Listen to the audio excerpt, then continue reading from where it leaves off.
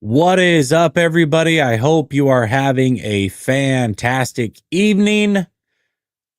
I spent some time going over the off seasons of the San Francisco 49ers, the Seattle Seahawks, the Arizona Cardinals, and the Los Angeles Rams.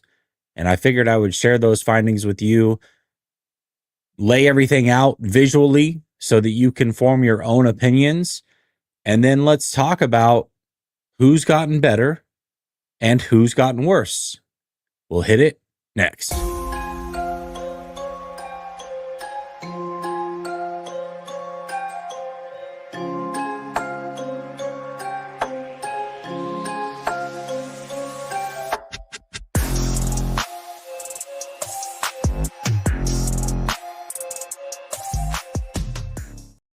All right. Welcome back to Last Second Sports, where we are giving you our take down to the last second. Little Wednesday night edition. Have a little fun. It's been a while since I've had just myself on the show to talk with y'all. And what I like about these solo shows is that I get to share whatever it is that I want to share. But then you get to give a ton of your opinions. Not that you don't, anyways. You always get to give your opinion, but your opinion gets highlighted more when I'm here by myself. Nobody else to bounce ideas off of. You become a part of the show more so than ever. I get to bounce ideas off of you through the chat. So, that being said, let's hop into it. Dave says, my guy Jesse, so glad you came on. Appreciate you, Dave. And then he says, Grant's kids over there just kill me at times. I don't is Grant must be live right now? All right, cool. And then we've got an Arizona Cardinals fan that says Walter Nolan is coming. I hope not, but I also am a big Walter Nolan guy, so I expect that he will be. And then Cal Rams. All right, let's get into it here. So I've got a visual here of every single team's offseason. We're going to break them all into two parts. We have the free agency period. Then we have the draft period. I'm going to give you my grades for each of those and then tell you at the end which teams got better, which teams got worse. And the way that I'm going to do it, though, is I'm going to compare to what the rosters were this time last year.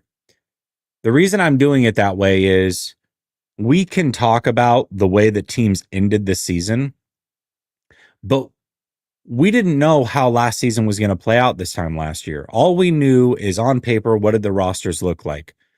We didn't know that the 49ers were going to go 6-11. I think most people would have said, if I would have said this time last year, guys, I'm letting you know right now, 49ers are going to go 6-11. They're going to finish last in the division. They're not going to get a single division win. I would have lost half my subscribers. You would have laughed me off my platform. So we just don't know what's going to happen in the season, and it's impossible to predict. So instead of taking the season variables and what happened last season and trying to compare that with this offseason, because we don't know the variables of how this next season is going to go, let's just look at what did this team look like at this time last year? After the draft last year, when we go roster for roster, which rosters got better? Which rosters got worse? All right. So that's what I want to go off of. That's what I want to play off of. And we will see what we come up with here. So I'm going to go.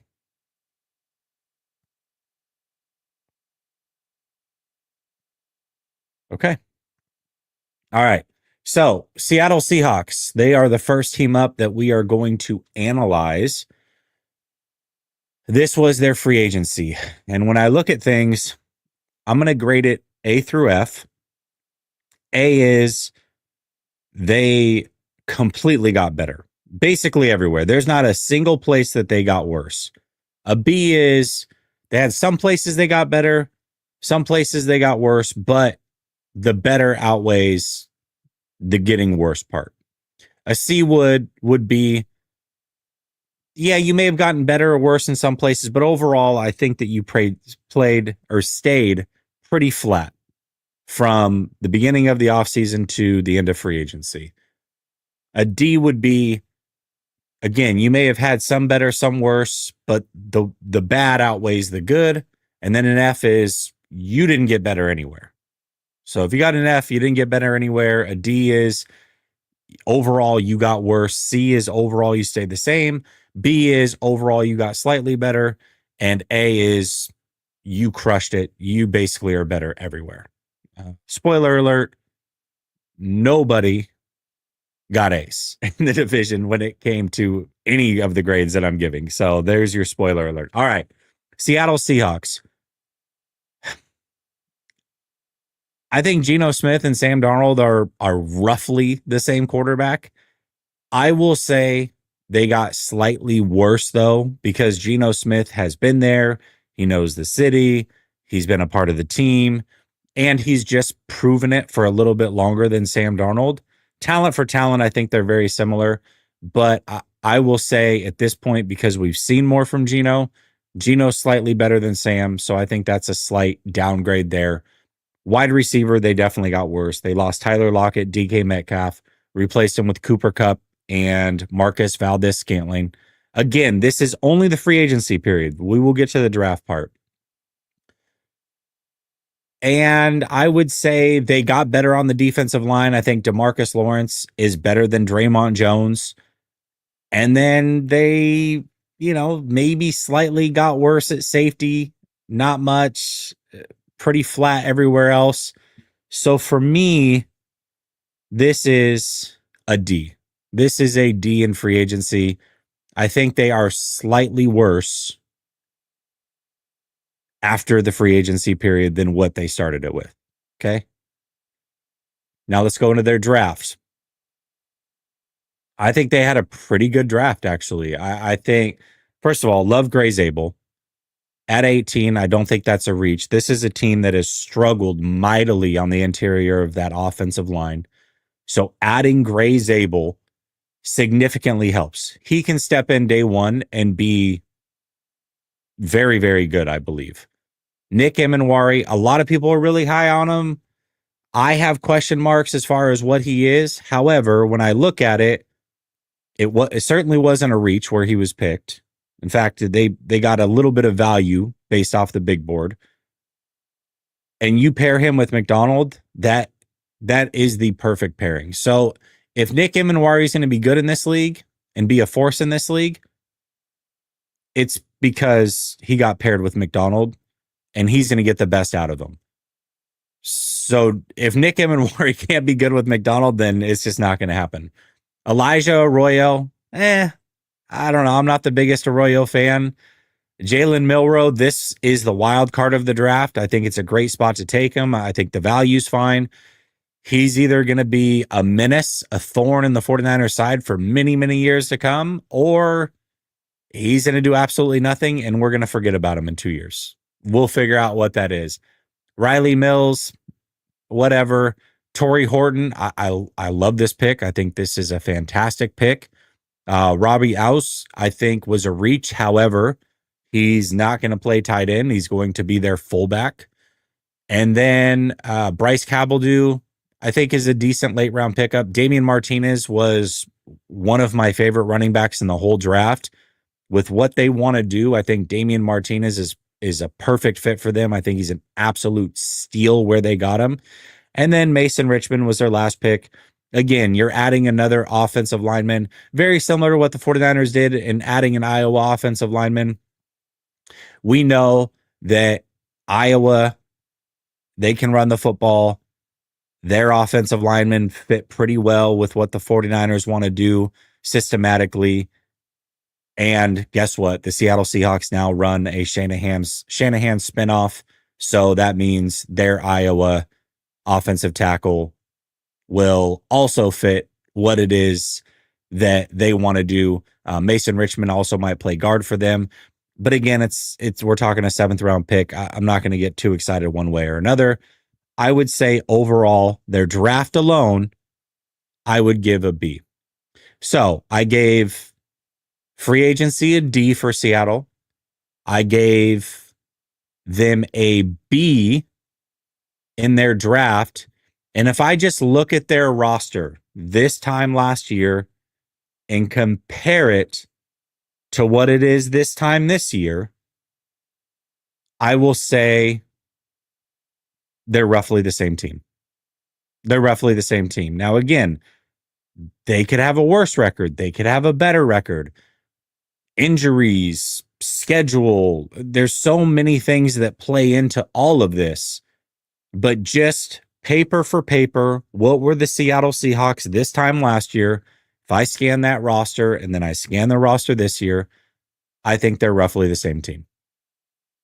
Different players, different names, but talent for talent, they're roughly the same. So that's how I feel about it. You tell me your thoughts. Let's go to the Arizona Cardinals. So the Arizona Cardinals, this was their free agency period. They added Josh Sweat. They added Dalvin Tomlinson. They added Jacoby Brissett and Akeem Davis-Gaither. And just so you know, I don't have every single little thing on here. These are like the biggest additions and the biggest losses. When we get to the 49ers, you're going to notice that we don't have DJ Humphries. We don't have Jalen Moore. That's a wash anyways. So these are the biggest adds and subtractions that we had in free agency.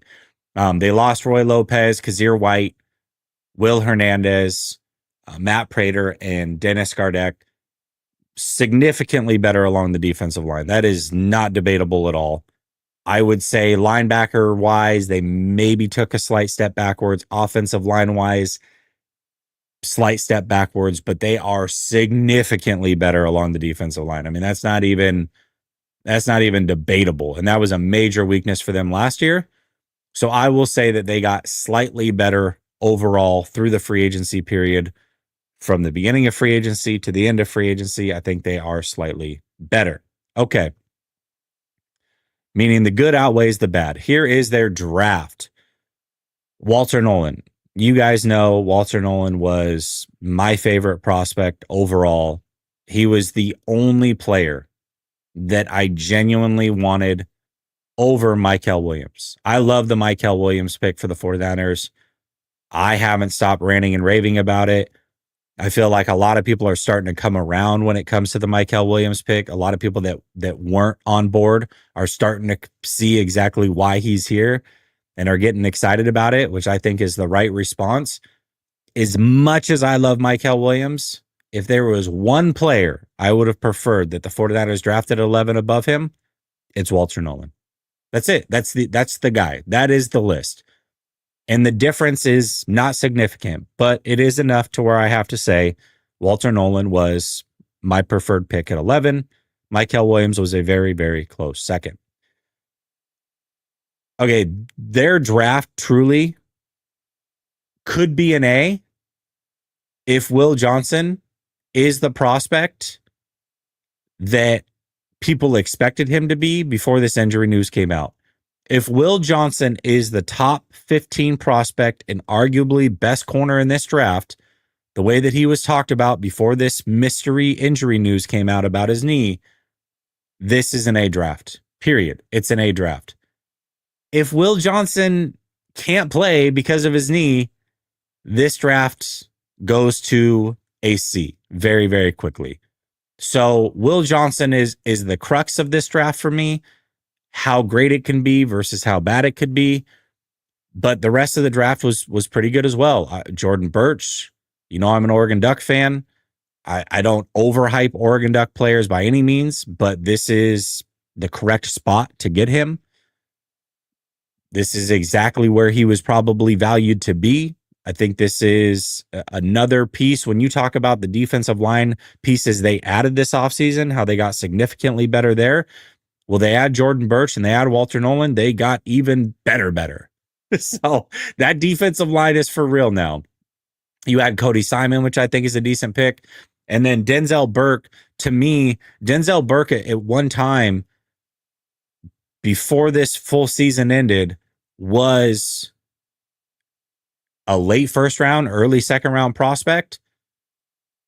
Obviously, things happen. He slid way down. I think this is a respectable place to take him. I also look at Denzel Burke and say, this is the insurance to the Will Johnson pick. If Will Johnson doesn't work out, if he can't stay healthy, if Denzel Burke can be the prospect that people thought he once was, then they'll be okay. So I feel like this is their insurance pick, and that's smart. When you look at Arizona, they came into the draft with 6 picks. They added a second or a 7th pick. So Denzel Burke is the 7th pick essentially, and they were able to get their insurance. Hayden Connor, yeah, he's all right. I mean, but you're talking this late in the draft, zero issue with it. I think the one place where they miss is they probably should have gotten another offensive lineman, but you can't have everything. And Keaton Crawford, I mean, I like Marquise Siegel for the 49ers, but if the 49ers had taken Keaton Crawford where they took Marquise Siegel, I would have been perfectly fine with it as well. Whoever they prefer. But Keaton Crawford is also an extremely good athlete. He can do, I think, basically everything that Marquise Siegel can do. So if you were excited at Marquise Siegel, who was drafted much earlier, then you should be excited about Keaton Crawford, who was drafted much later. To me, prospect for prospect, they're basically the same guy. So that being said, I gave them a B plus. So B plus, I gave them a B in free agency. So to me, the Arizona Cardinals overall, I think got noticeably better. They got noticeably better. If the Seahawks are a C, let's say, the Seahawks are a C, basically stayed flat from this time last year to this year on paper. The Cardinals are a B plus. This roster on paper compared to last year's roster on paper is noticeably better. It's not good enough to be an A. They're not way better, so much better that, oh my God, like a team that I would look at and be like, okay, this team is like so much better after everything is said and done. The Chicago Bears would be a great example of that. They would be possibly the only A that I would hand out in the whole NFL. Them and the Patriots probably would maybe the 2 teams that I would say after free agency, after the draft, they get an A, almost no flaws. They were basically perfect all the way through. The Cardinals were close. The Cardinals were very close. Roster for roster, this year versus last year at this same time, the Cardinals are noticeably better.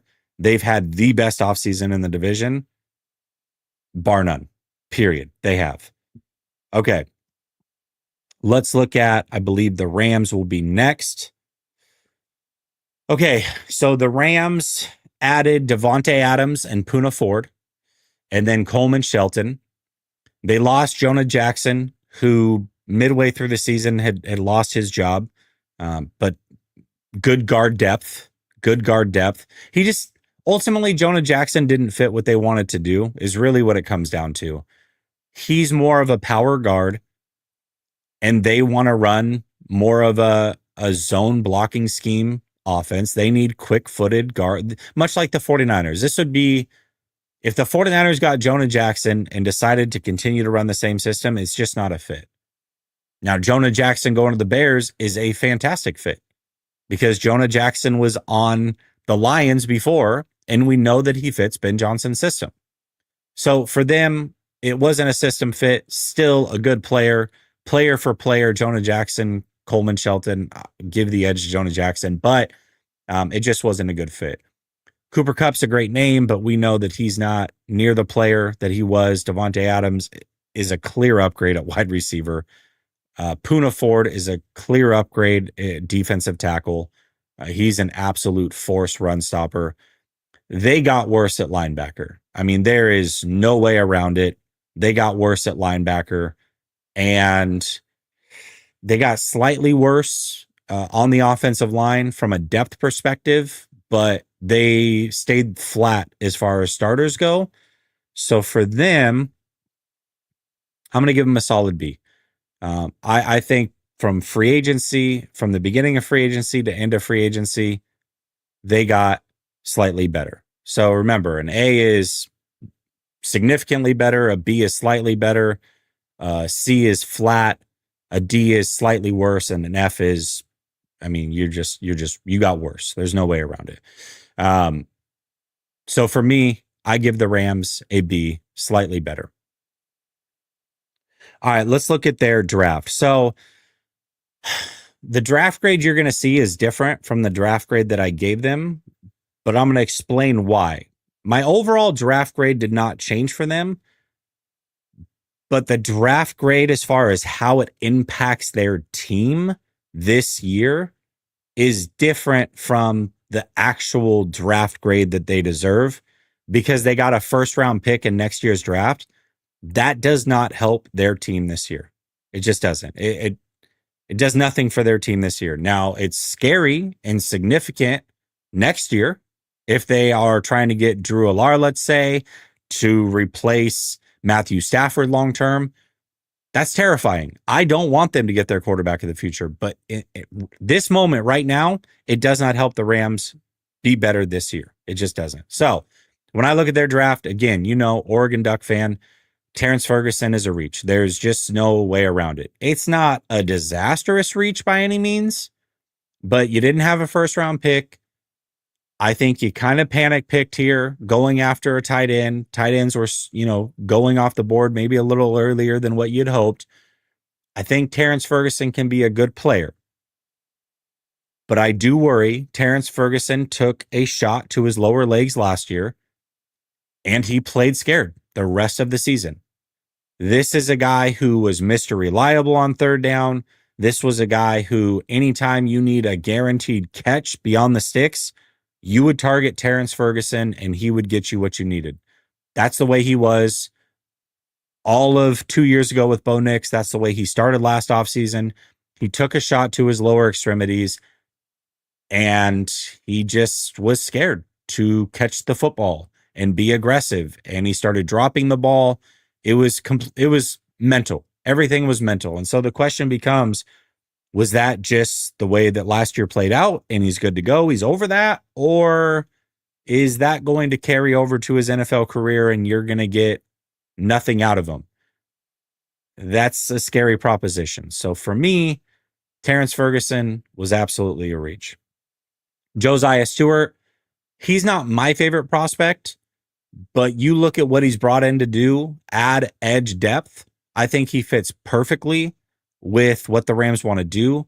He's absolutely a leader, or was a leader on a Michigan football team. He's got a high motor. I think he fits in beautifully with what they want to do. I don't think it was a reach.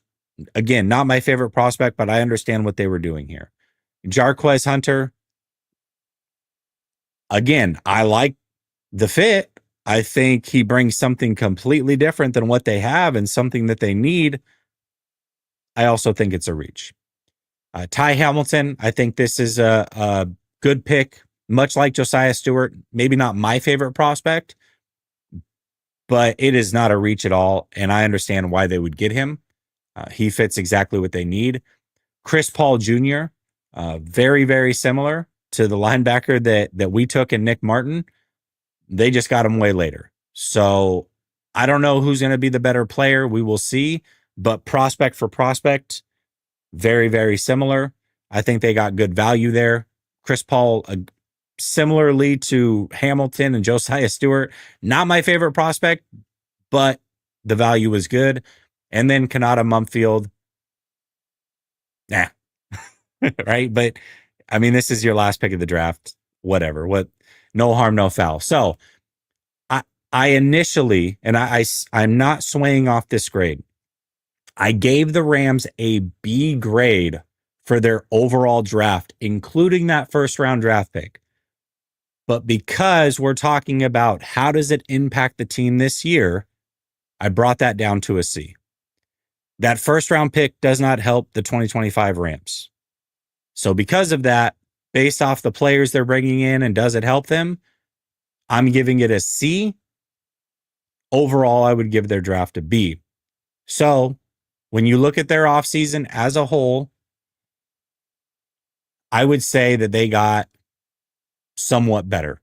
You look at what their roster was this time last year to what it is now, it is a slightly better roster. So right now we've got the Cardinals are noticeably better. We've got the Seahawks are flat, they're the same, and the Rams are slightly better than what they were this time last year on paper. All right. Let's get to the 49ers here.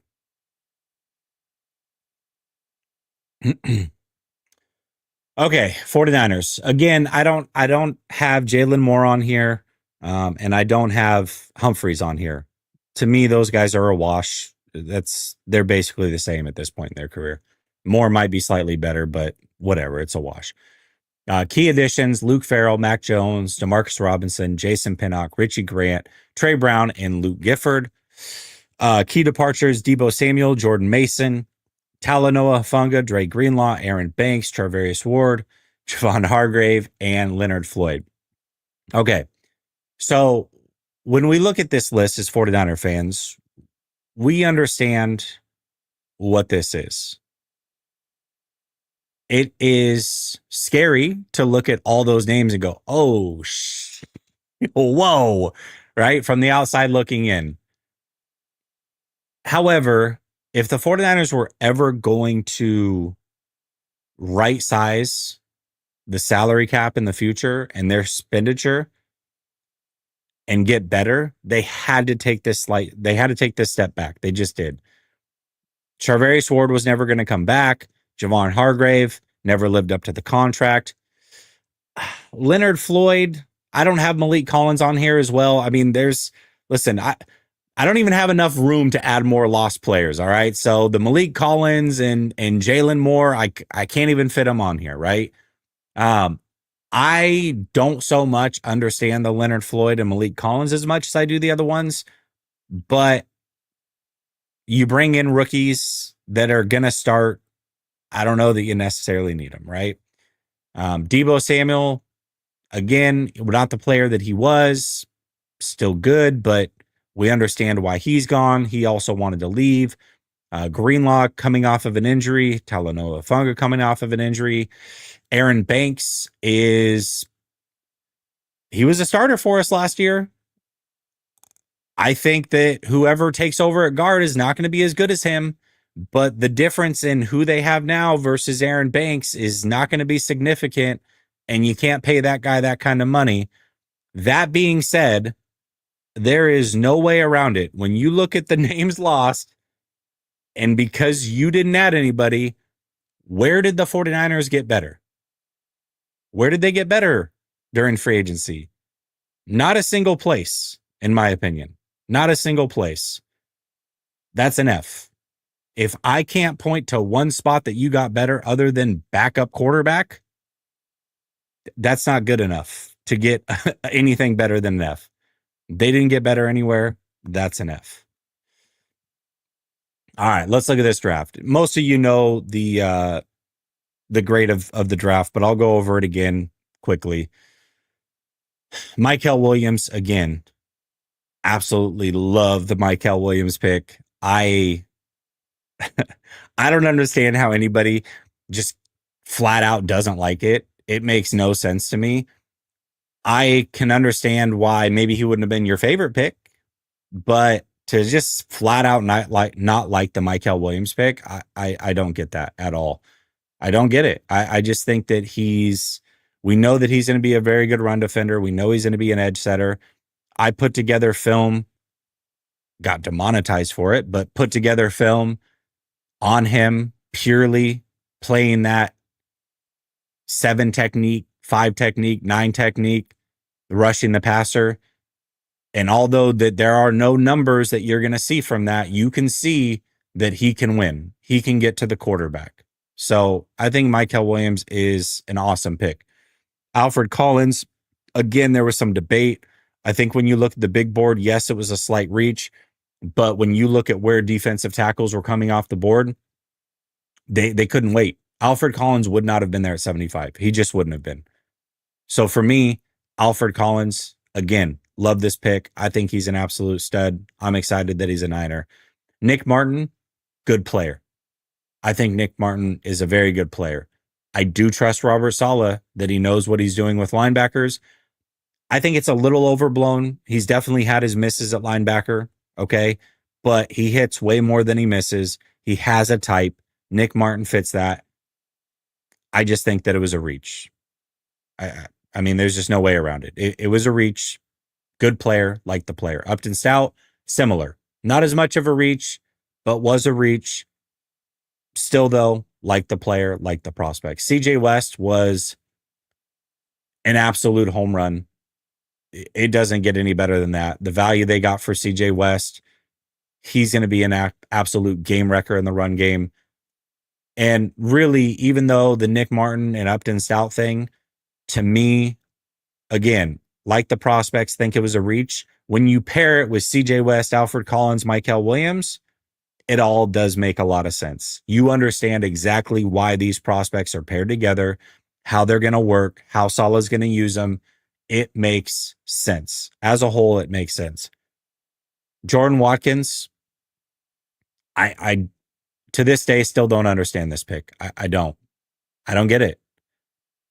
Not that they didn't need a receiver. Sure, I understand that. But you still haven't taken an offensive lineman. You're talking about a player who basically had one home run game in college. It took an injury for him to get onto the field and play at the level, play the amount that he started to play. I think he's fine. I think his measurables are awesome. I can see how he fits in. I just don't know what the path to playing is and how much playing time he will get. So for me, I still don't understand this. Jordan James, again, Oregon Duck guy. I like Jordan James. I think there were better running back prospects here, but we're to the point in the draft where I don't think there are major reaches. You're just going for guys that you like. And if they like Jordan James and they think he can bring something that they need, I'm totally all for it. I will never, ever get upset about an Oregon Duck being on the 49ers. And I'm certainly not rooting against any Oregon Duck in the NFL. So Jordan James, I think he's a good player. I just think there were other prospects I would prefer. But if the 49ers like him, who am I to say? Marquise Siegel, again, love this pick. I think Marquise Siegel is an absolute stud. Maybe a little early, but again, we're to the point in the draft where there's not massive reaches. I did show you that at 220 something, the Cardinals got Keaton Crawford. To me, they're roughly the same prospect. They got him 60 picks later. Whatever. It is what it is. I'm not going to split hairs over it too much. Marquise Siegel is a good pick. Curtis Rourke, the day of, we were kind of joking, like, oh, God, here we go. We were reading the scouting report, kind of laughing at it. I went and watched multiple games of his. I posted some highlights on Twitter, and Curtis Rourke might be something. I will say this. I think he's a better prospect than Tanner Mordecai. He's more than just a Mordecai. And I think if he was healthy, he's probably a fifth, maybe a late fourth round prospect.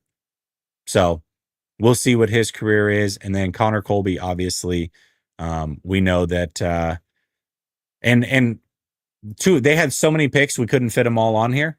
So sorry. We know that they also took Junior Bergen as well. Bergen, we'll see what his role is on this team. I get he's supposed to be a kick returner, punt returner, but there's a lot of wide receivers, and you usually can only play or keep six, so that makes it kind of tough. Connor Colby certainly fits the system. We'll see what he ends up becoming. If he can be anything on this roster, even a depth piece, that's a win this late in the draft.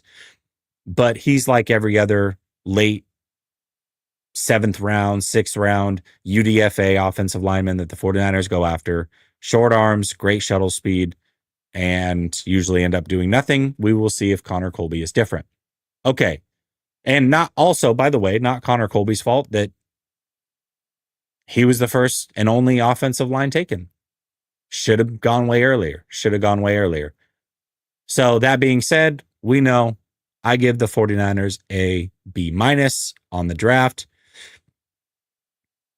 And overall, when I look at the 49ers roster at this time last year, again, we're not looking at the end of the season.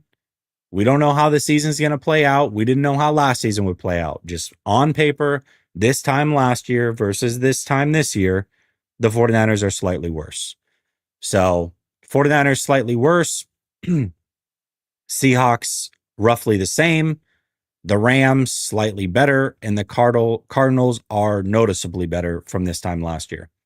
Now, that also doesn't mean that I think the 49ers are necessarily the worst team in the division, right? You look at this and you say, okay, well, hold on a second. You literally just gave the 49ers the worst grade on paper from this time last year to this time this year. And the 49ers finished fourth at 6-11. How can you not pick them to be last in the division? Well, this isn't accounting for special teams for the most part. Special teams are really hard to gauge. This isn't accounting for coaching changes, which Robert Saleh is a significant upgrade. A defensive coordinator. That is the biggest upgrade that any team made in their coaching staff in the whole division, and it's not close at all. And this doesn't account for what happened throughout the season. We don't know. If the 49ers can stay healthy and CMC can be CMC, the 49ers are going to be fine. But if CMC can't be CMC and this team runs through the same problems they ran through last year with injury, they very well could be 6-11 or worse. So we don't know how the season's going to play out. So if I'm like looking at the rosters, the coaching staffs, all encompassing, I mean, I think the Rams are the clear best team in the division. And I think the Seahawks, the Cardinals, and the 49ers are all fighting for second. I would put the Seahawks slightly below the Cardinals and the 49ers from a totality roster standpoint. But I think they're there. And that's how I see it. So I think the 49ers, I mean, shoot, if the Rams have a ton of injuries, they lose half their starters, those guys don't come back, or Stafford misses half the season, they could finish last too. We have no idea how the season is going to play out. This is strictly this time last year versus this time this year. That's what it is. Luckily for the 49ers, games aren't played on paper. But we have to remember, again, this time last year, if I would have told you the 49ers were going to be 6-11, you'd have thrown tomatoes at me. You look at that roster, truly player for player, and what was there last year versus what's not here this year, and you understand why the 49ers are slightly worse. That roster had Dre Greenlaw. That roster had Talanoa Funga. That roster had Debo. That roster had Aaron Banks. That roster had Javon Hargrave. That roster had Leonard Floyd, Charvarius Ward. So, yeah, on paper, player for player, that roster last year is slightly better than the roster this year. But we saw how last year played out. And we understand why all of those players are not here for the most part. So we'll see how it plays out, but that's how I see it. That is how I see it.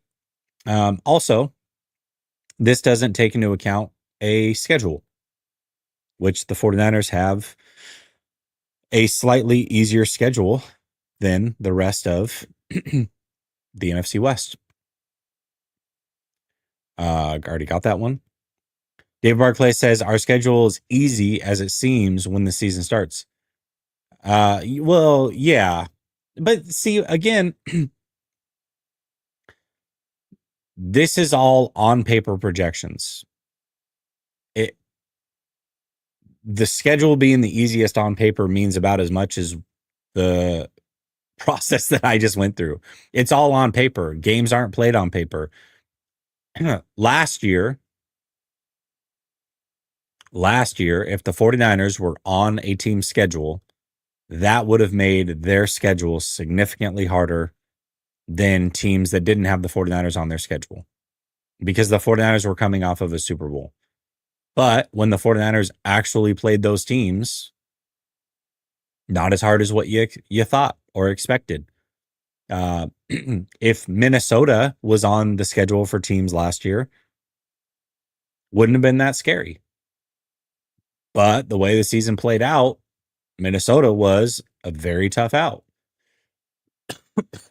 So basically, the schedules go based off of what teams were last year. And as we just showed, teams significantly changed from one offseason to the next. If we did this exercise across the league, we would see that some teams got worse, some teams got better, and then we'll see how it plays out. The Chicago Bears were a disaster last year. They bring down your overall schedule. The Chicago Bears on paper got significantly better. Like I said, they are one of probably two teams in the whole NFL that I would have given an A on their overall offseason and said, yep, significantly better. A plus, them and the Patriots, those are the teams. And probably the only two teams. So, but those teams last year were awful. So they bring down your strength of schedule. And Dave says, May, and I'm calling 8 and 9 this year, last in the West. Ooh, I don't know that 8 and 9 would be last in the West. I think 8 wins probably get you maybe third. I don't know. We'll see. I don't know if I'd go last in the West. I don't know if I would go last in the West. I think the odds of them finishing last in the West are about as good as the odds of them finishing first in the West, in my opinion. I don't think either of those are on the menu this year, though, personally. Now, the betting odds are that the 49ers are going to win the division still. I don't understand that. Vegas usually knows something that we don't, though. So maybe they're right. I'm not gonna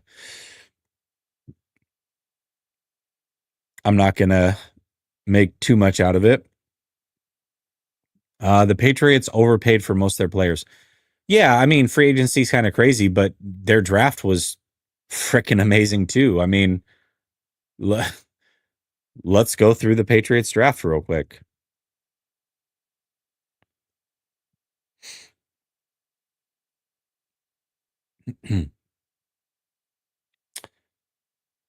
Patriots added Will Campbell, Travion Henderson, Kyle Williams, Jared Wilson. All right. Need I say more? I mean, my gosh.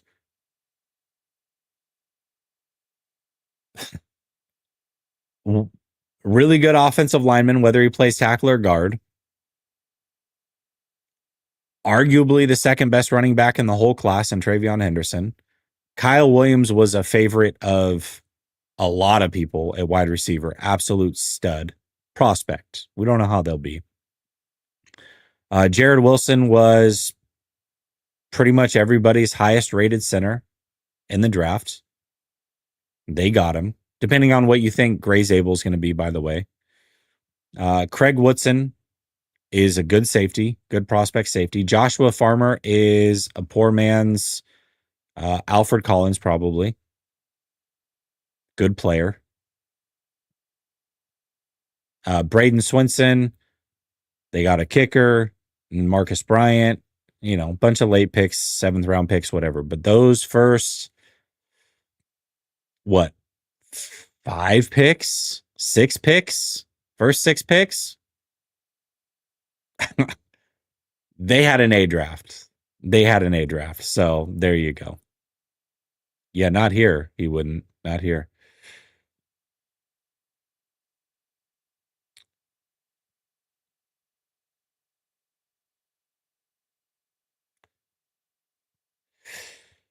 I don't know. What are the odds? It depends on what you look. Last time I saw the 49ers were favorite. NFC West betting odds.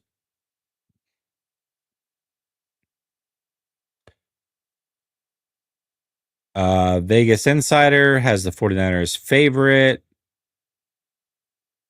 RotoWire has the 49ers favored. ESPN, 49ers favored. MGM, 49ers favored. FanDuel, 49ers favored. I don't know. 49ers are favored, man. I don't know what to tell you. Where's your 155 for both? Whether they're slightly favored or even with the Rams, I think both are asinine. So if you want to split hairs, if you want to find the one book that has them dead even, I'll give it to you. I'm not going to argue with you. But I think that's also asinine.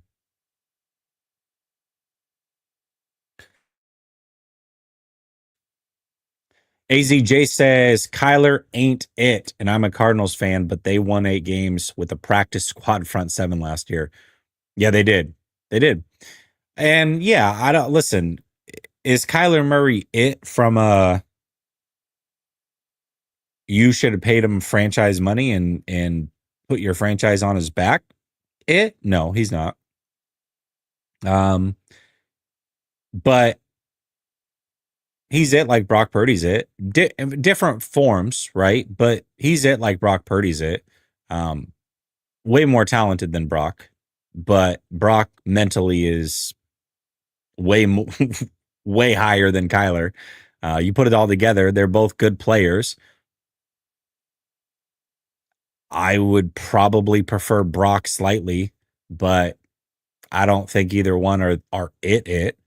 But you can win with them. You can win with both of them. I think with Kyler, to me, if I was the Arizona Cardinals, I would do 2 things. One, Kyler Murray would run more. He's got to use his legs. He's got to be a threat. And I would put him on boot actions a lot. I would look at what the Denver Broncos did with Jake Plummer, Mike Shanahan, and I would run something very similar because Kyler is short. He doesn't see over that line. He's throwing blindly a lot. I'm sure of it. And over the middle, I think he can be inconsistent. But if you roll him out and give him free looks with high-low reads and an option to run,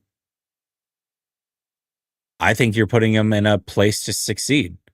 So just because you have a guy that quote unquote isn't it doesn't mean you don't have a good player and doesn't mean that you can't get more out of him. They can get more out of Kyler Murray.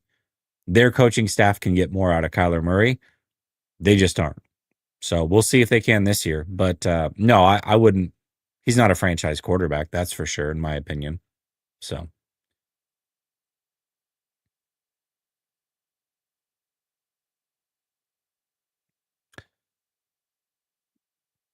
Yeah, but it's how you run him though. I mean, you don't want him to just read option between the guards up the A gaps.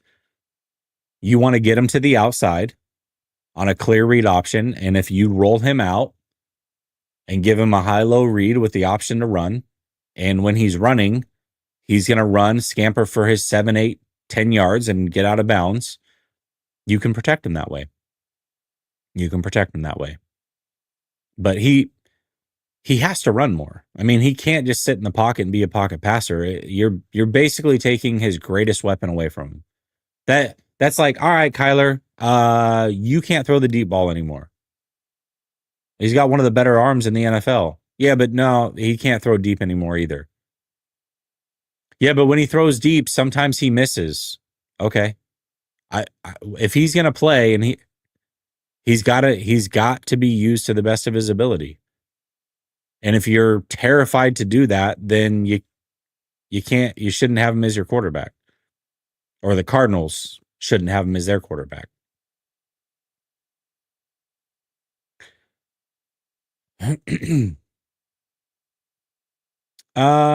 Yeah, I mean, I think to be fair, once you're in the NFL, it doesn't mean as much. It does mean something though. Let's hold on a second. Let's not act like draft position means nothing. If draft position meant nothing, then you wouldn't have a significantly higher chance of being a better player being a first round pick versus a seventh round pick. I think in a vacuum, I understand what you're saying.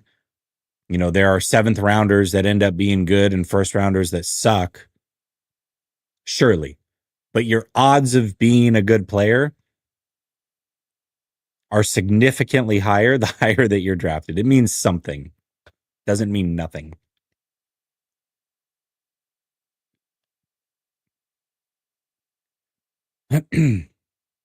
Whenever Kyle faces a hard situation, he hangs his head and the rest of the team sees it. Yeah, I don't know that morale wise, he definitely would be the best. Great one. If you roll out Purdy, he can only throw to one side of the field. His arm is not strong enough. Yeah, I mean, but to be fair, I mean, yes, you can roll out Kyler, and technically his arm would be strong enough to just go all the way back across the field. But 95% of the time, you don't want your quarterback making a throw cross field unless there's a play design that gets somebody wide open. Sure. But if they're rolling to one side, you're getting a bootleg to one side. You don't want them to throw all the way across field. That's not a good idea. Jack says, I think Saleh was a good move by the 49ers. But if Kubiak is anywhere near a normal OC, it's the biggest coaching upgrade of the division. Listen, I think that's the second biggest for sure. I think Grubb was a disaster. And I do think that Kubiak's an upgrade, but the 49ers literally had a first, much like Grubb, okay? A first-year defensive coordinator who was in way over his skis. He's now a special teams coordinator. Should have never been a defensive coordinator. And Robert Saleh, we know, is elite. So you're going from a first-year guy who was in over his skis to elite. And with Seattle, you're going from a first-year guy who was in over his skis to a clear upgrade. But if Kubiak's not elite, then he can't be on the same level as Saleh is as an addition. He just can't be.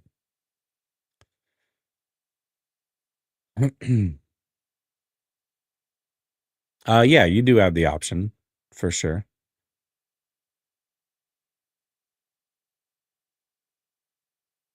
Yeah, for sure. For sure. I mean, they're basically the same. But Saleh we know is elite.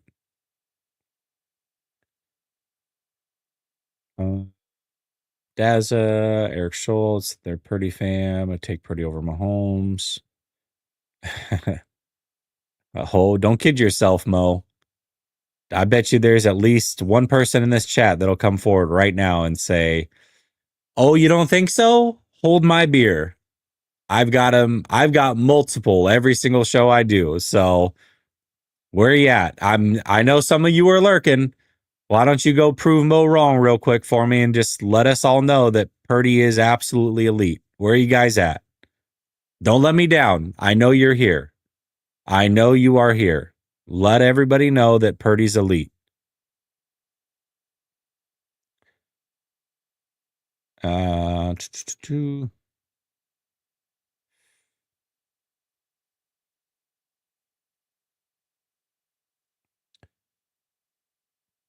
McVay is going to get smashed by the Niners this year. Stafford is mid too. We'll see. We will see.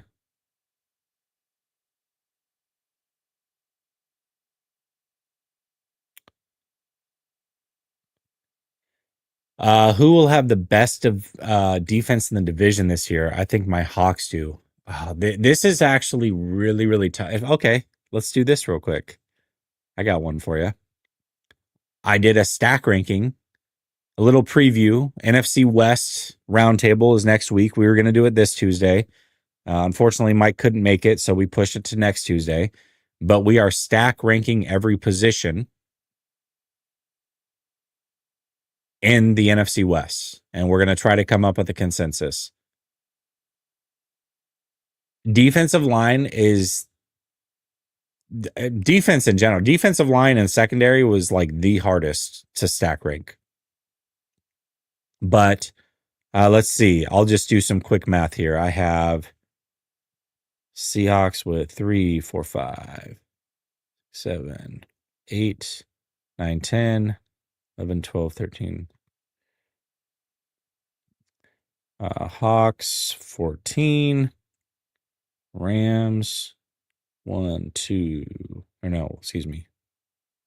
Hold on a second. I might be off on this one. Hold on. 1, 2, 3, 4, 5, 6, 7, 8, 9, 10, 11. What I'm doing right now is coming up with a golf score based off my rankings. I'm not going to reveal my rankings yet. You'll have to wait for that one. Just because I want that show to be fire over on the NFC West Roundtable. But I'm going to do a golf score on all facets of the defense and let you know my opinion. So 1, 2, 3. I know this doesn't make for a great show, but I promise you I will have an answer of who I think the best defense is in a minute. 2, 3, 10.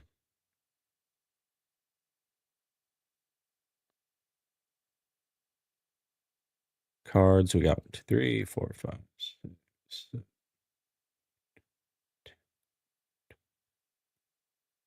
And 49ers, we've got 1, 11. Yeah, I would say on paper the Hawks have the best defense. I would agree with that on paper. But it's not significantly better, I'll tell you that. I'm just looking at everything. It's not significantly better, but it is slightly better. The best, yep. And all of them are very close, in my opinion. All of them are very close. I have the straight defense. I have the Hawks, the Rams, the 49ers, then the Cardinals, but all of them are like marginally different. Marginally different. In the NFC West, yeah, that's NFC West. Yep. Now they do on paper they've got a good defense. They do. I think the defensive line was really, really, really hard to stack rank. Like I think if we're just being honest, like as 49er fans, we love the draft pick. Like we're smitten over the draft pick. But when we look at the defensive lines across the NFC West, the 49ers have the worst defensive line. They just do. Because we can't give credit for rookies that haven't played yet. They're awesome prospects, but we don't know what they are for sure. So I can't say that a defensive line with 3 rookie starters is better than defensive lines that have clear, good veteran presence up and down their defensive lines. I just can't do it. It wouldn't be fair. So as excited as we are about this defensive line, this time next year it might be very different. We might be going, hey, players are the same, but the 49ers are number 2 or whatever. But because these rookies haven't played yet, they're automatically the worst defensive line in the division. I mean, it's the only fair way to do it. 75% of your starters are rookies. We just don't know what they're going to be. We can be excited, and I am, but we can't say they're better. Hell yeah. Yes. 100%. I made a video about this like 2 months ago, actually, that I thought he was going to get released. It doesn't sound like he's going to be now unless you've heard something that I haven't, but 100%. If he's out there, yes. And I would say take a chance on Asante Samuel Jr. For sure. Take a chance.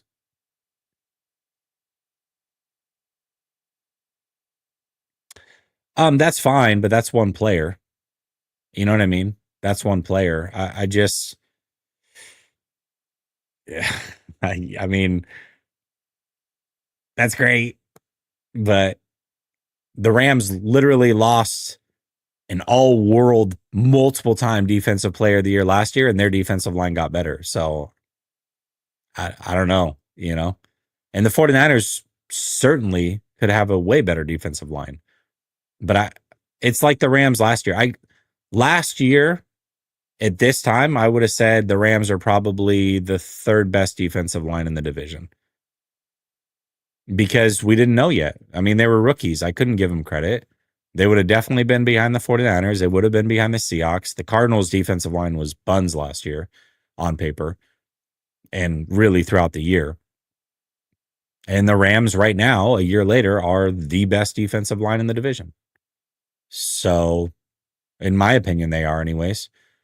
So this time next year, if these three guys ball out for the 49ers, certainly, yeah, the 49ers could have the best defensive line. But right now, when 75% haven't played a snap, I mean,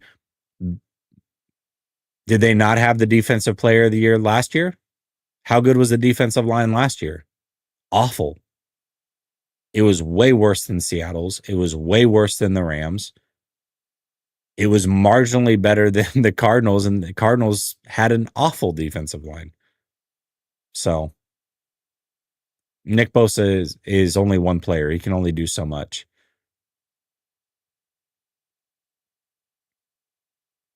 Yeah, I would like to see Asante Samuel. I would like to see it.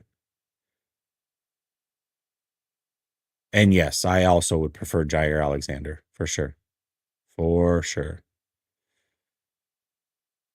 Top 10 teams in the NFC. Top 10 teams in the NFC. If I was doing a power rankings, if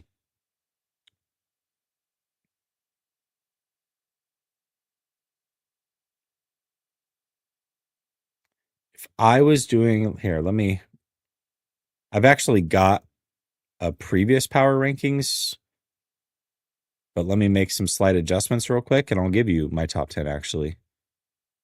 That's why I keep all my notes from previous shows. You just never know when you'll need them.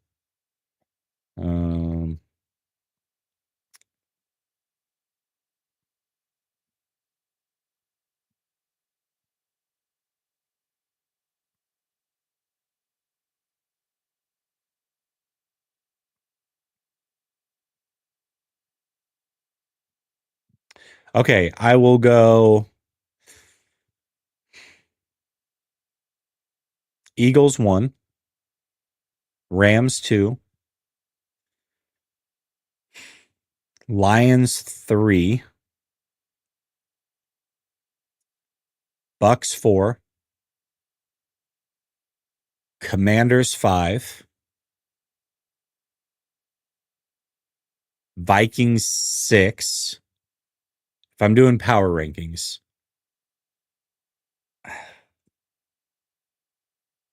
And then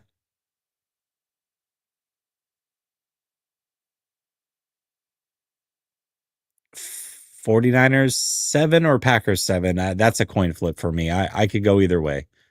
I really am not a big Jordan Love guy at all. I just think he turns the ball over way too much. I don't know. He's shown flashes, but it's about it. So either Packers or 49ers at 7, the other one at 8, Cardinals at 9, Cowboys at 10. That's probably how I would stack rank. That would be my top 10. Right now, that would be my top 10. So.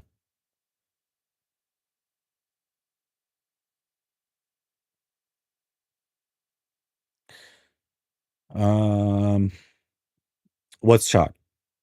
The Bucks at 4 ahead of the Commanders is chalk? Okay. I guess. I thought the Bucks being number 4 was actually pretty high for a power ranking.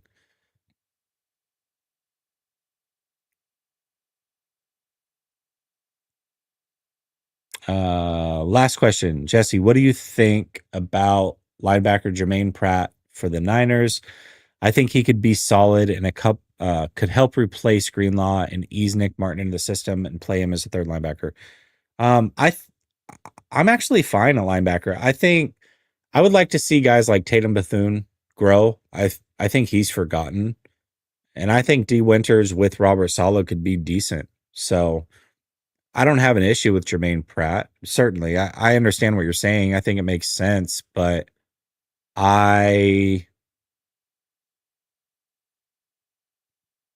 I don't know. I think I'm fine at linebacker. I feel good about the linebacker room. I do. I do. See? It's not chalk. Tim B disagrees. In fact, chalk was Eagles, Lions. I'm just going off of the power rankings that were put out. Eagles, Lions, Rams, Commanders, Vikings, Bucks, Packers, 49ers. That was chalk. So I had some differences there. I moved the Lions down to 3 from 2. I moved the Bucks up to 4 from, I think, 7 or 6. Commanders, I obviously moved back. And I think they had the Packers above the Vikings as well. So thank you, George. I appreciate you. Spidey G says, hot take, but the 49ers need to receive and take the ball first all the time in games next year and try to go up 7-0 because Purdy can't play from behind. Not to mention the young defense will benefit. I don't know that that's a crazy take, but Purdy can't play from behind is a bit overblown. I don't think first quarter Purdy is being behind is a disaster by any means. I wouldn't be too worried about being down 7-0 against many teams. Dazza says Purdy fans say he was mediocre last year because of injuries. What's going to change this year? BA probably will take most of the season to get in shape. Debo's gone. So a healthy CMC is the only change. Well, listen, if CMC is legit, that's a massive change. CMC can't just be healthy, though. CMC has to be better than the CMC we saw last year. He was presumably healthy last year. When he came back, he was a shell of himself. Up until, ironically, the game that he got injured in. I don't know if that was because he got in shape. I don't know if that's because they were playing in snow and it's an advantage for all offensive players. I don't know. I also don't know if healthy just means you're healthy because you don't have a workload right now and you aren't going to stay healthy once the workload comes. And I also don't know that healthy means as good as you were 2 years ago. CMC has to be a very good player for this offense to be the best it's going to be. It just does. And for Purdy to be the best that he's going to be. So I think CMC is the linchpin of this offense. I do.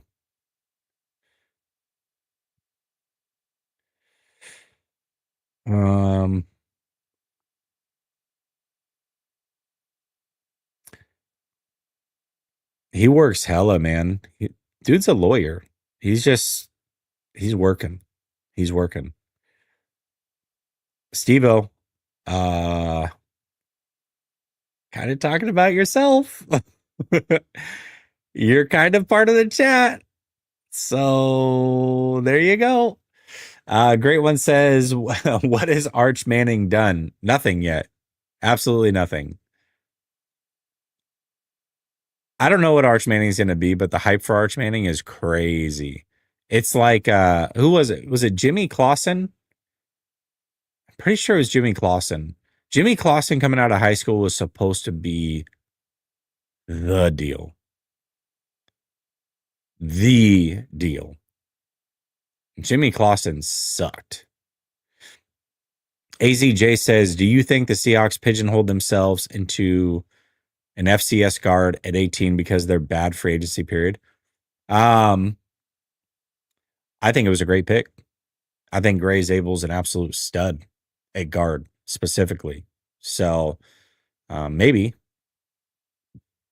they probably should have gone and gotten a free agent on the interior of that offensive line for sure. But I don't think it's a bad pick by any means. I think it's a fantastic pick. I think Gray Zabel is going to be a stud immediately. But we'll see. We will see. Jesse, do you think the Cardinals could be a threat next year to the 49ers, or are they fool's gold again? They were 2-0 against the 49ers last year. So, I mean, if you want to say, are they a threat to win the division? I think that's a different question. And I would say, yeah, I think they are a threat to win the division. I wouldn't pick them to win the division by any means.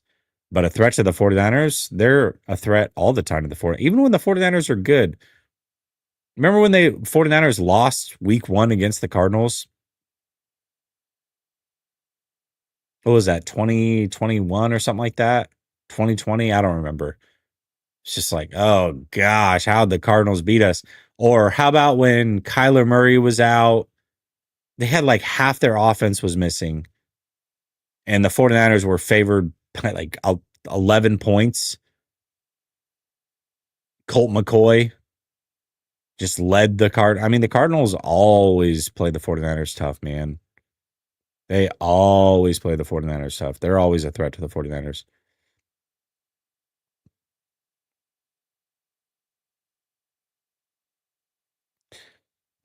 Are the Celtics losing? Is Porzingis playing? Or did the Celtics lose, I should say? I think that game's over, yeah. Oh, 90-91. Holy shnikes. Okay. Porzingis played, but he's clearly not healthy. Oh man. Boston is falling apart. That's awesome. NBA's See, I think the NBA is starting to get more fun now too, because the last few years it's been more wide open than it's ever been. The whole like super team era is such a black eye. I couldn't get behind it. I had to stop watching for a while, but now it's getting fun. It's going to be fun.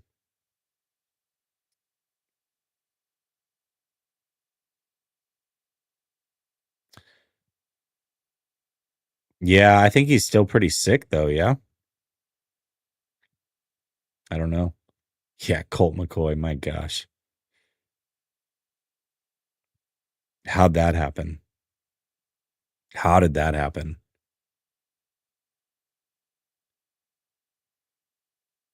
Mm,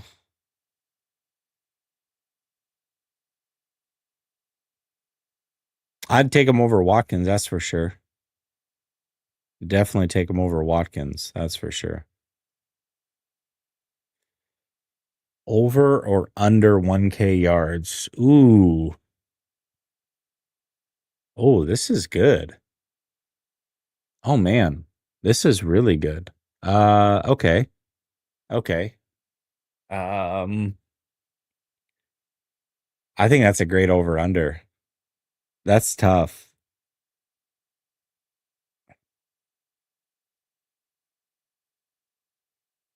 I think it just so much depends on what Ayuk is when he comes back.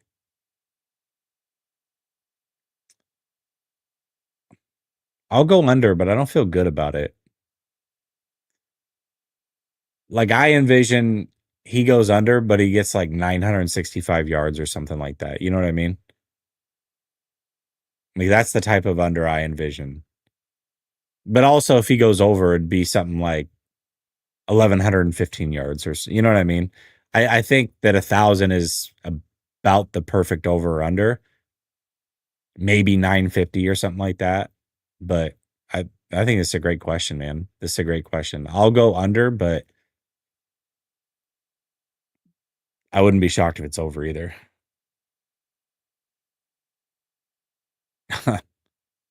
I mean, they might have just drafted his replacement, Watkins, right? I don't know. He had 4 last year. They just drafted his potential replacement. I mean, it could be zero. Truthfully, it could be zero. It could be he's not on the active roster ever all year long without injury. I don't know. Yeah, I mean that's I don't know. We'll find out. We'll find out. But do I have any advice for new content creators? Yeah, I do. Just start, make content. Don't care what anybody thinks. Make 30 videos and then come talk to me, and I will have a ton of advice for you. But early on, the only advice I can give is start. Just go. Nobody's going to watch anyways. It's the harsh truth of it. It's the way it is for pretty much everybody. Nobody's going to watch. Nobody's going to care. All the little idiosyncrasies, stuff that you hate about, your voice or your appearance or whatever, how you talk, doesn't matter. Nobody else cares. And then go from there. And once you get your 30 videos, come talk to me again. You'll have an idea of what it's like. And then we can have a real conversation as far as the stuff that I say will make sense to you because you'll understand it. So that would be my advice. And I would say if you need some tools, StreamYard is great to help you stream easily. Canva is great to help you make thumbnails. And that's it. That's it.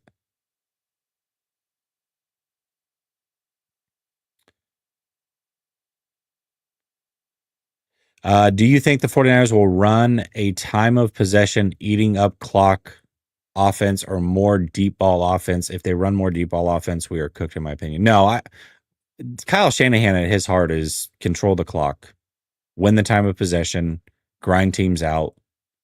Yeah. Yeah. Top 10 content creators. I'd be all over the board with this one, man. Most of it, I mean, it wouldn't be 49 any 49er stuff. A lot of it wouldn't even be sports stuff, to be honest with you. So I'd have to really sit down and think about this one, but yeah, there's a lot of talented people, a lot of talented people. Also, there's a lot of people that have teams behind them. You get big up on YouTube. I mean, they're basically a TV station. Like they have 20 people coming up with content ideas and filming and securing locations and securing guests. And I mean, it's a whole deal. It's a whole network on YouTube, basically. It's like TNT or something. You know what I mean? It's a whole deal. It's a whole deal.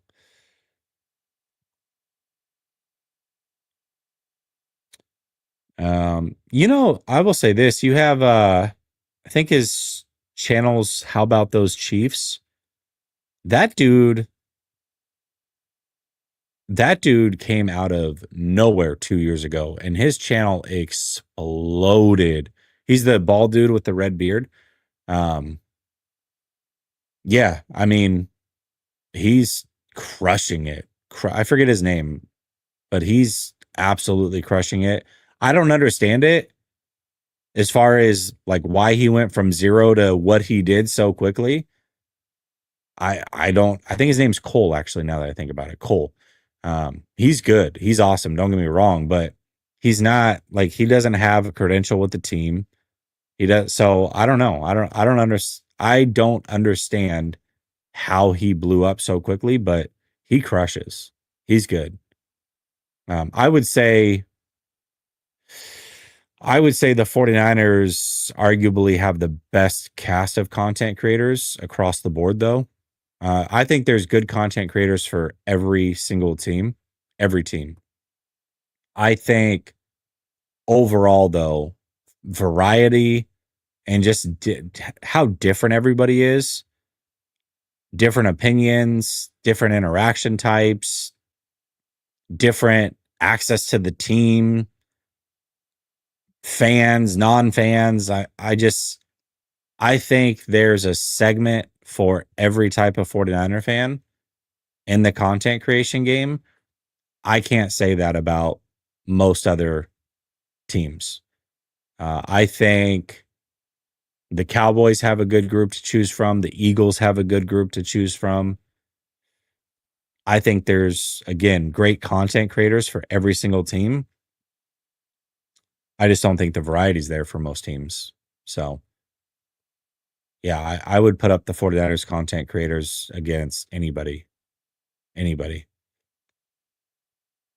I reached out to Tom.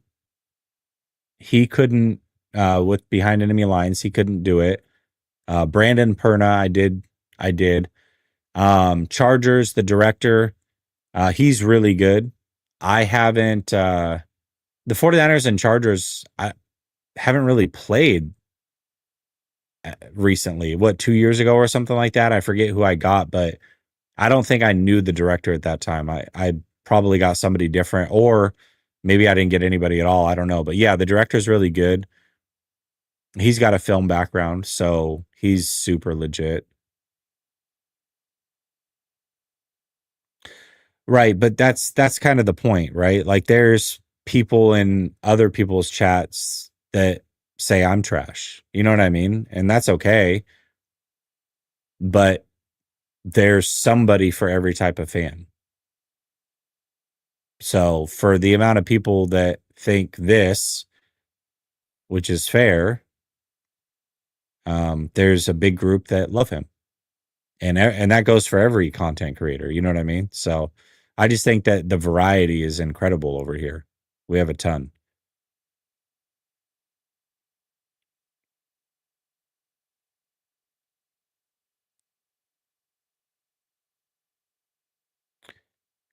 But you're a Rams fan, right? You have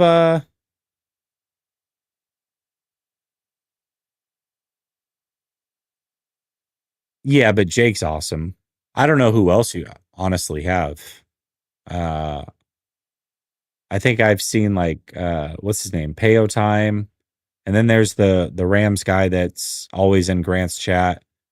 Um their channels haven't probably gotten the exposure that I don't know. I don't know that they deserve the exposure. I don't, you guys tell me.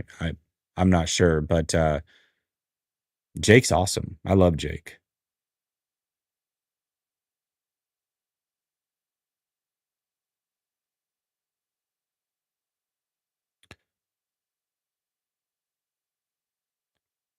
Whoa, you're a Packers fan too? What? Hold on. Holy moly. I didn't know that. I didn't know that, Stevo. Hold on a second. Are you not a 49er fan? Are we all learning this together? When you say I'm also a Packer fan, does that mean that you're only a Packer fan, or also as in you like both teams? I don't think you can like two teams. You can like players, but and no, absolutely not. Tom's dude, first of all, Tom does this full time. And Tom's done this forever. He's full time at this. Um he's super funny. Like Tom's phenomenal, dude. Are you kidding me?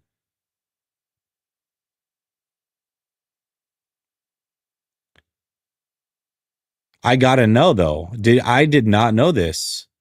Am I the only one? Am I like new? Am I like the one guy that didn't know? Like everybody else was in on the joke. Everybody knew that Steve-O was a Packer fan except for me. Why am I the only one that didn't know this? Or is everybody else also like, whoa, hold on a second?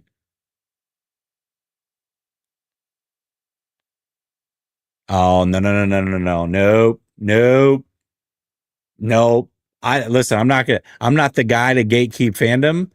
You can't have two teams. Nope. You cannot have two teams. Absolutely not. No way. Nope. You do not get two teams. That is not the way that fandom works. You get one team and you can have players. You may pick a team in the playoffs when your team's out because you like players. But if you're a fan of a team, that's your team. You don't get a second team. You don't, no. No second teams.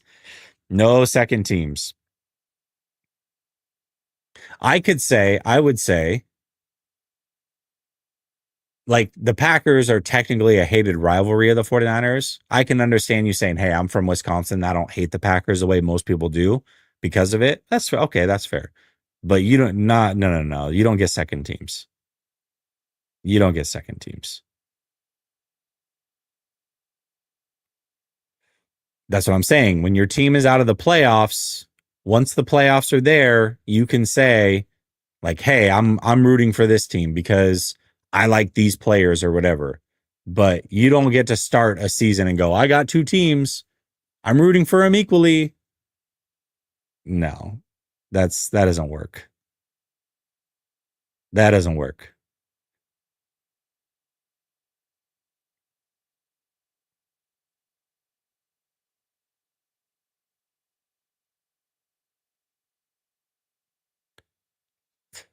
For sure.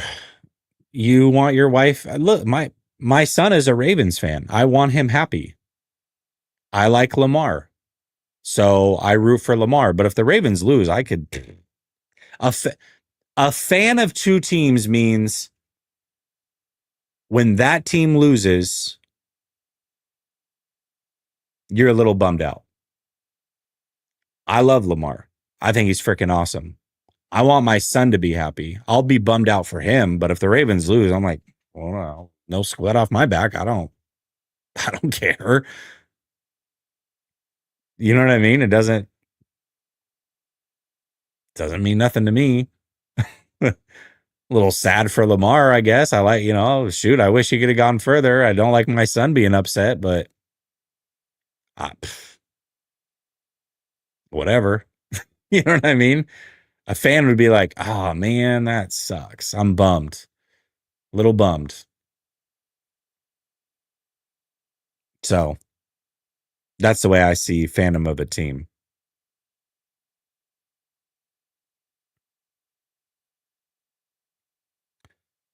Right. One team backup postseason for sure. For sure. But only because of the players, not the uniform. Like, I'll give you another example. Okay. Okay. So to say that I'm a Niner and a Packer fan means no matter who is on that roster, I'm rooting for that team. Right. I'm a Niner fan. Every single player that is on the roster right now could be different tomorrow, and I'm still a Niner fan. Right. To say that I like Josh Allen, everybody knows I like Josh Allen. So if the 49ers aren't there, I'm rooting for the Bills. Like I would prefer that the Bills win because of Josh Allen.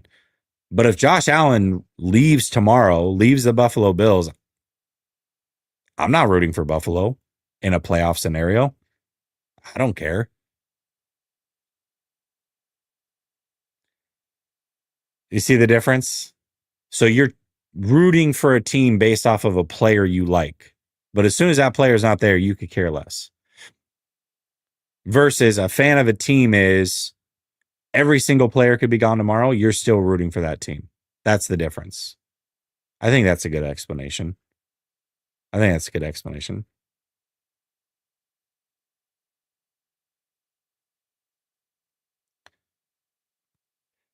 Dazza says, if the Niners miss the playoffs, are Kyle Shanahan and John Lynch done? I think John Lynch will be done. I don't think Kyle Shanahan will be done. Dave says, that's right, Jesse, one team, backup post. Okay, got that one. Yeah. PGZ says, I got two teams. I'm from Memphis, so the Titans, and I live in Seattle, so the Seahawks. Nope. You don't get two teams, man. This rule is not different just because you're not a 49er fan. This rule applies. Nope. Appreciate you, Steve.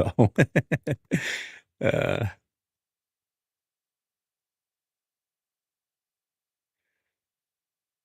yeah, for sure. I think there's a lot of non 49er fans that tune in.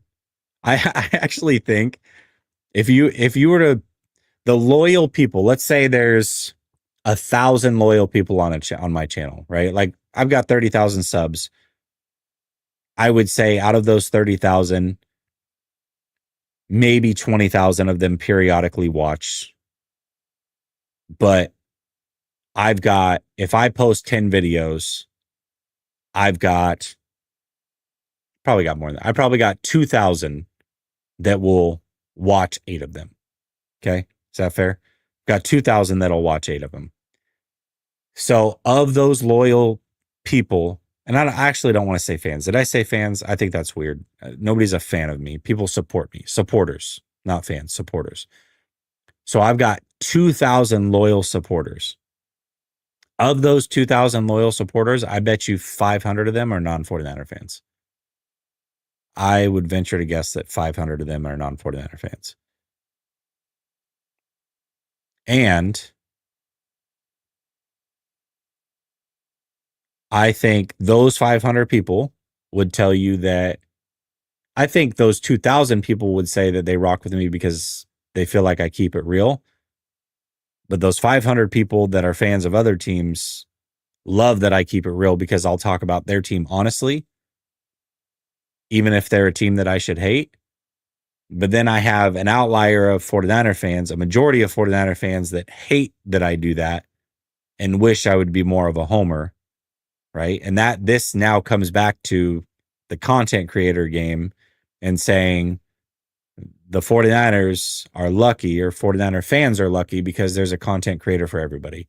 So for that group that wishes I was more of a homer, they go watch David Lombardi or Brad or whoever, right? Like that's their cup of tea. So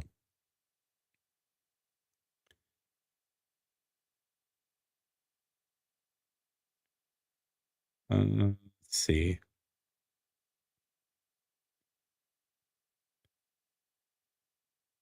Yeah, I think people get like their feelings hurt though. You know what I mean?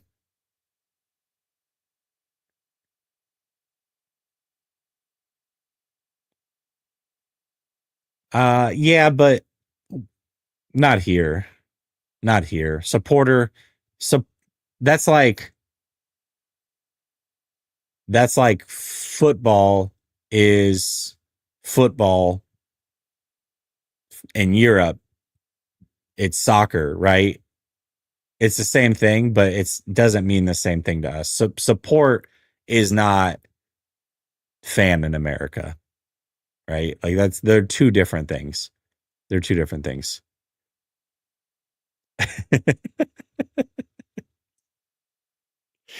Uh, yeah, yeah, yeah. No, I'm a huge MMA fan, man. I'm a huge MMA fan. Yep, unwritten rule, right? Unwritten rule. Yeah, I would. I definitely would. If I did this full time, I would have multiple channels. I would have this channel. I would have an all NFL channel, which I did start and it was doing really well, but it was just so much. I can't keep up on it. In fact, it just lost its monetization because I haven't posted on it. I can't do it. It's too much. Um, I would have this channel. I would have a all NFL channel, and I would have an MMA channel for sure. If I was doing this full time, and I'd probably have a Christian channel as well. Because if I was doing it full time, the whole like I make only 49ers content and do this full time is awesome. I mean, they're making a living, but you have so much time on your hands if you're doing this full time. It's crazy how much you can get done in the day if this is all you did. You could make so much content, so much content.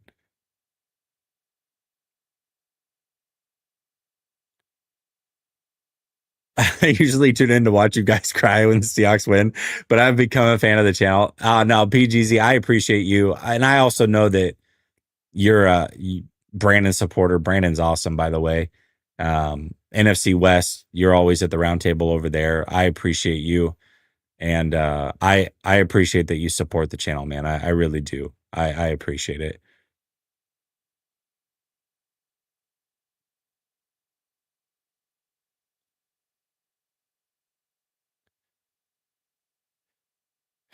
You're cool with me speaking my mind? Yeah. I mean, I don't know. I feel like these are always my favorite. These are always my favorite because people ask me tons of questions. And I think a lot of times people expect that maybe I wouldn't answer. I usually do. They're definitely different. They're definitely different. Like, I don't think it's harsh, by the way. Both of them have crazy successful channels. I don't listen, I don't like the whole personality wise, it might be harsh. Like, I'm not a fan of David as a of what I think he is as a person, right? But I don't know David as a person. David might be awesome in person. He really might be. He came up to me and introduced himself at the Rams game this last year. Super nice. I was kind of a dick, to be honest. But that's just because that's how I feel. You know what I mean? I'm just not fake. I'm not going to be fake to people. Brad, I talk to a lot at training camp. Every year we talk. I enjoy Brad as a person.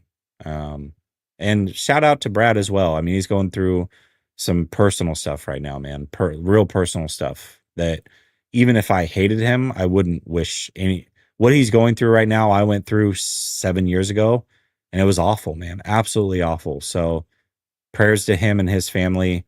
Nothing but good thoughts going his way and prayers. But I think they're two completely different people. I also think they they run their channels differently, but they're both. I mean, listen, this is not a knock. This is not a surprise. They're both pure, unadulterated homers of the team. They just are. That's how they choose to run their channels, and it's worked wildly for them. They both do this full time. They both do this full time, and they go about it very differently. Brad is, unless something has changed, is a one man show. He has absolutely crushed social media. He's figured out the social media algorithm to a T, and he works it like nobody's business. He's phenomenal at it. He hasn't figured it out for his live shows yet. That I know, and I know that he knows that. We've talked about that. That's something he's trying to crack. But his videos kill. His Instagram kills. His Twitter kills. And I also think, this is just my opinion, that because Brad wants access to the team and does get it from time to time, he's probably better off to play the homer line that he does, quote unquote homer line, right? That's smart. This is his livelihood. This is what he does. So to lose that and lose that access would be wild. David is different because he has access to the team. If he wasn't a homer, he would still have access to the team. And so he's choosing to be that way, which is fine. That's whatever. But my issue with him is that he will act as if, because he has access to the team, that he's fair and down the middle and a true journalist. I mean, journalism has a picture of David Lombardi next to it. And it's like, bro, you're not a journalist. Not in the sense of keeping it down the middle and fair. Absolutely not. But also at the same time, you crush. He does. He crushes. So keep doing what you're doing, man. It works. But don't act like you're better than everybody and above everybody, because that's not true. Yeah, that's Brad's channel. His dad passed away, man. His dad passed away. He posted it on Twitter a few days ago, man. A few days ago. So I don't know. I don't know if he was sick, if it was unexpected or whatever, but I'll tell you, I lost my dad in 2018, completely unexpected. He's 58 years old, and I still think about it every single day. And it's been almost 7 years. So Brad's definitely going through it right now, man. Definitely going through it and deserves your prayers for sure.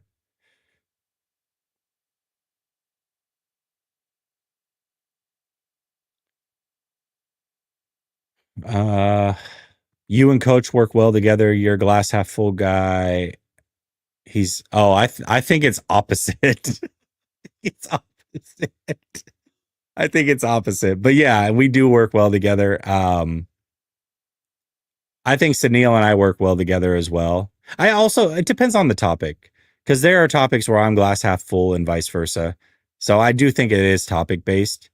But yeah, I genuinely talk to coach on a regular basis. Like he and I have become pretty dang good friends.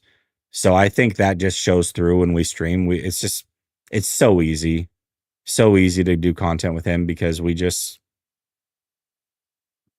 it's easy.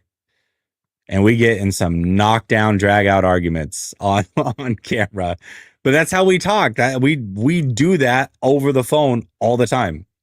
We love to debate and we often disagree. So I think people enjoy that as well. I think people enjoy that as well. As long as it doesn't go like over the top, you know what I mean? Yeah, for sure. Definitely shout him out, man. Shout him out. Go show him some love if you have social media. I think he needs all the support in the world right now, man. That's rough. You know, Nina Roberto, I always wonder like what's worse, knowing and watching it happen, which is what you had to go through, or having it happen completely unexpectedly out of the blue. They both suck. I mean, I don't know that there's a worse or a better. They both suck. But I've thought about that a lot. Like what as sad as I was and as shocked as I was, it's like it probably would have been worse to watch him suffer, but then at least I would have been able to say goodbye. You know what I mean? I don't know, man. I don't even want to think about it right now. I don't even want to think about it. Jesse, you, David, Ryan, and Grant all have very different personalities, which is what makes the 4-man front work as well as it does. Not David. Not David. You mean Coach. Coach. We definitely have different personalities for sure. We definitely do. uh,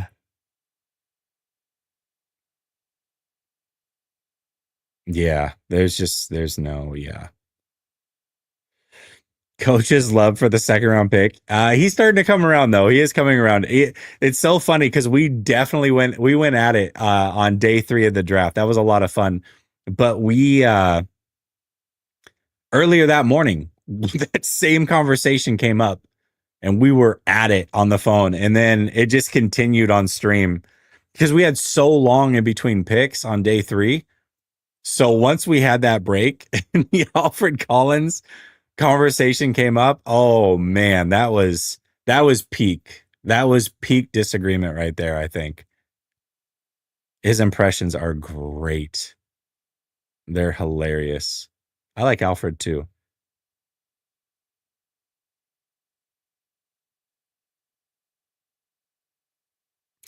I've seen more and more content creators going more to the Lombardi side, particularly with certain player.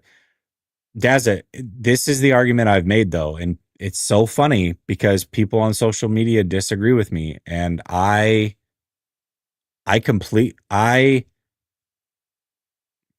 don't only disagree, but I know for a fact that I'm right on this one because I geek out on YouTube and algorithm stuff and thumbnails and titles and all that stuff. All of it.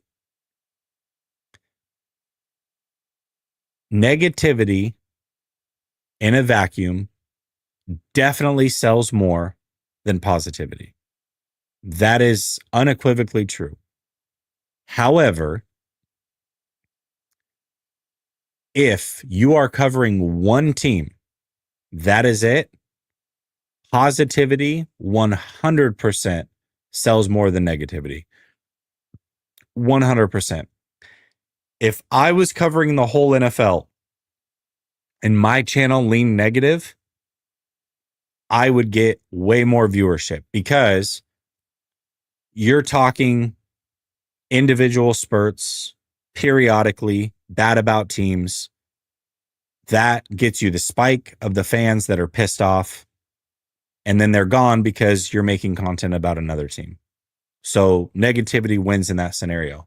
However, when you're talking about one team and one team only, you may get that initial spike from the negativity, but overwhelming positivity will win out long term by a wide margin because fans want to hear good things about their team.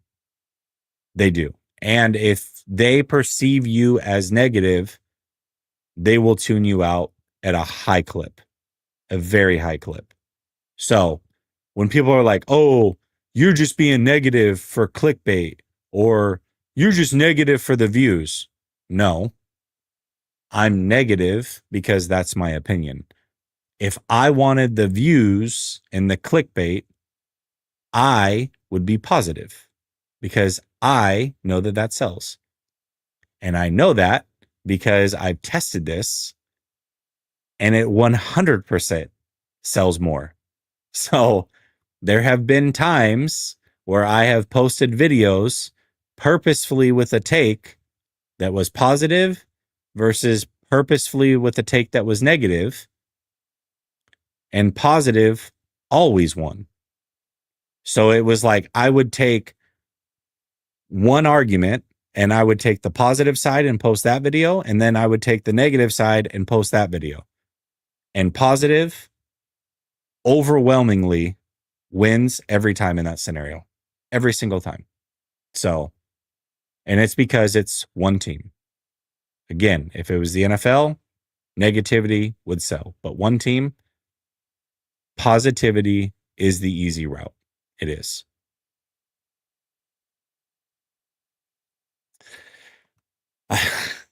This is not the channel for that one. This is not the channel.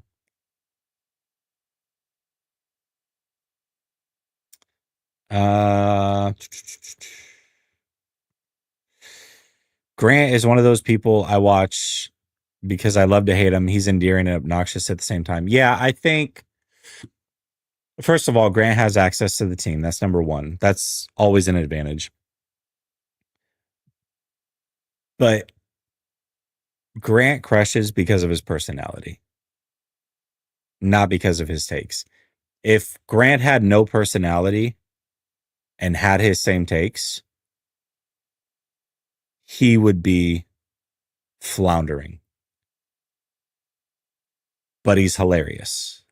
And he delivers it with pizzazz and just a different level. So people, Grant could make any content with his personality and probably do pretty decent. So that's why Grant crushes with a negative channel. It's his personality.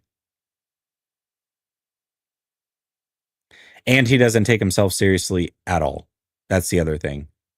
Grant does not take himself seriously. He is unafraid to say that he's wrong, unafraid to change his opinion.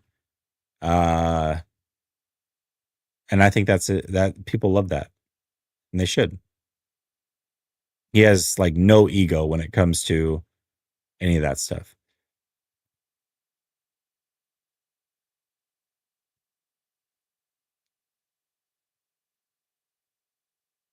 Yeah.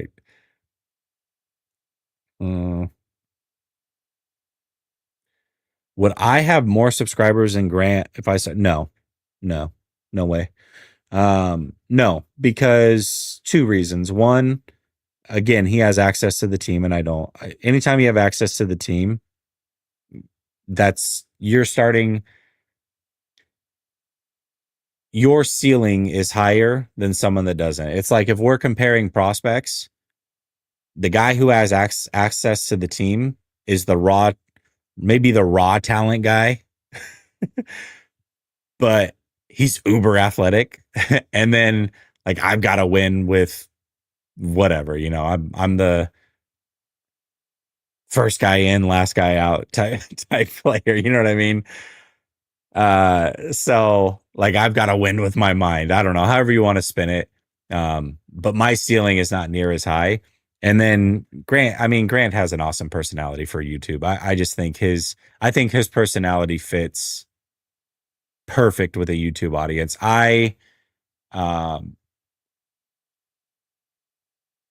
I'm more just naturally reserved. It's just who I am. I think Coach will tell you, Coach, David, Grant, Ryan, they've all met me in person. They'll tell you that I'm very particular. I'm very uptight. I'm very serious.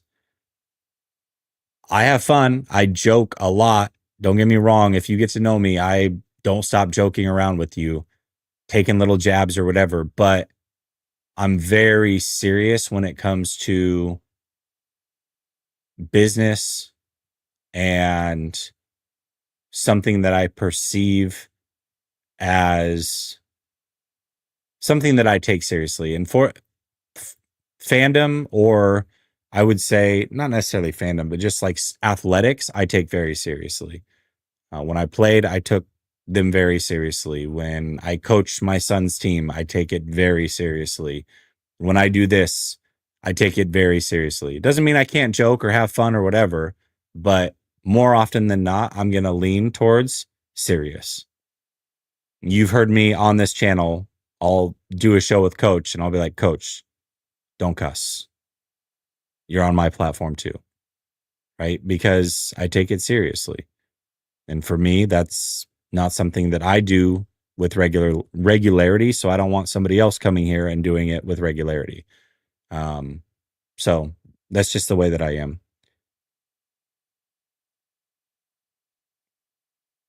And I don't think my whole point of saying that is I don't think that plays well on YouTube as the easygoing, funny, loosey goosey type of personality, which that's who Grant is in person. It's not unauthentic at all, but it plays very well on YouTube. So no chance.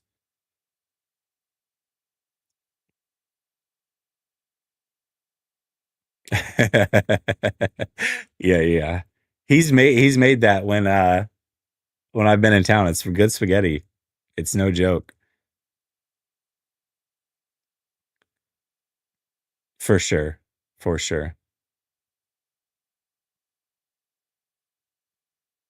Brad, we were just talking about him. Yeah, Brad, right? Yeah, Croc's awesome. Croc's a good dude too. I've met him in person. He's a good dude. Uh, he doesn't take himself seriously at all. Um, he's very nuanced in his takes. He and I think very similarly about the team and about players. Anytime that we've discussed it,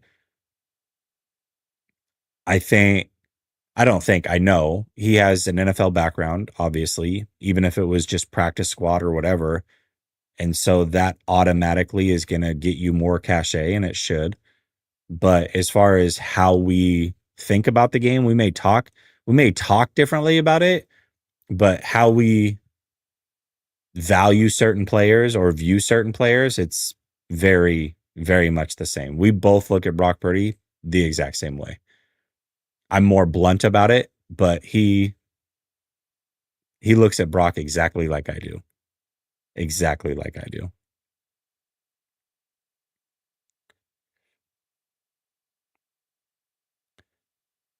Dave says, I think I'm a loyal person. Love you, Jesse. Fire Lyle. Yeah. I think you are too. I think that comes across big time for sure. Yeah. Yeah. Yeah. They are a good duo. They're a good duo for sure.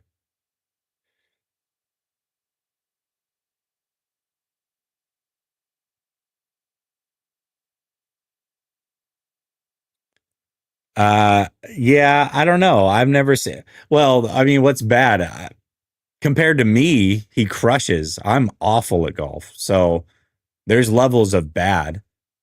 I think I think for a person that plays once a week or twice a week, I think he's probably pretty good. But I also I don't have any like measuring stick or barometer of what's good for the average Joe either. You know what I mean? I don't know what his handicap is. So, but compared to me, way better for sure. Sean's. I see your comment, Sean's Garage. I'm not putting it up, but I see it and I agree. Yeah. Yeah, that's the other thing too, man. You know, Grant did pioneer this as far as from the space of covering the team. He wasn't the first guy on the scene for sure, but he pioneered access to the team and turning that into video content. And now everybody does some variation of what he does. For sure. For sure. He was definitely the first of that. Yep. AZJ says, how do people like Grant get connection sources to the team? I'm not from the US, so it might seem like a dumb question. No, no, no. It's not a dumb question. Um, you have to work it. Getting access to the NFL is very easy. If I wanted to right now, I could go to the Senior Bowl every year. I could go to the Super Bowl every year, not in the stadium, but to the media events, the Radio Row, the media events where you get to interview the players on that Monday night or whatever. Senior Bowl, draft, combine, all of it. That is easy to get access to. Easy. To get access to an individual team, though, you it's very old school in the fact that you have to work for a written publication. So that covers the team. So he works for Sports Illustrated. That's his in.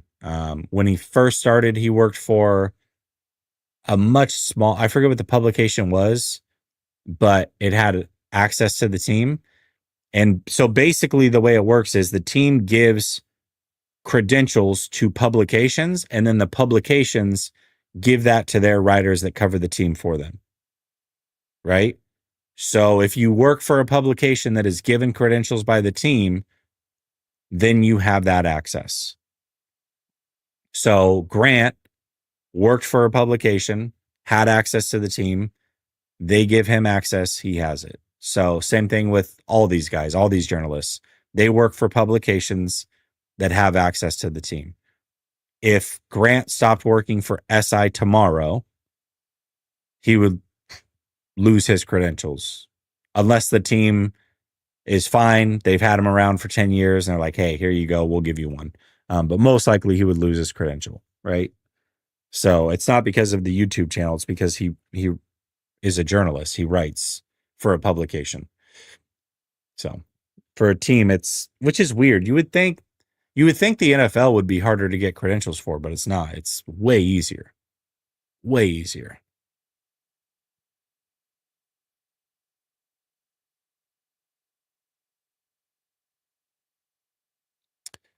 Um, it's all about reaching out on social media. Some of these guys want to be paid. I'll give you an example, like Terrell Owens. If I wanted 30 minutes with Terrell Owens, I'd have to pay like $1,000. And I'm not paying to have access to a player. I'm just not. Uh, Santa Rosa Press Democrat. Yeah, that's what it was for Grant. So yeah, some of these players, older players, you have to pay. Some of them, it's just a matter of getting a hold of them. So yeah.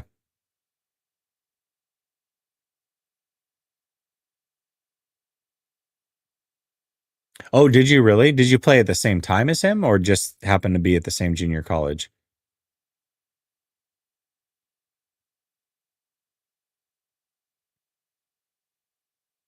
Yeah, I think it's funny because the way that Grant talks on his channel a lot, I think a lot of people are like, "Oh, you're casual, you don't know." He knows. I mean, you ask him over unders, three, fours, cover two, cover three, cover six, cover zero, zone scheme. What I mean, whatever nerdy question you have, he knows. He knows what it is. He's not stupid. I have a friend that sneaks into the Super Bowl every year, pretends to have a meteor. Yeah. I mean, that's gutsy. He definitely can get in big time trouble for that, but good for him. He's obviously got a system that works at this point. So there you go.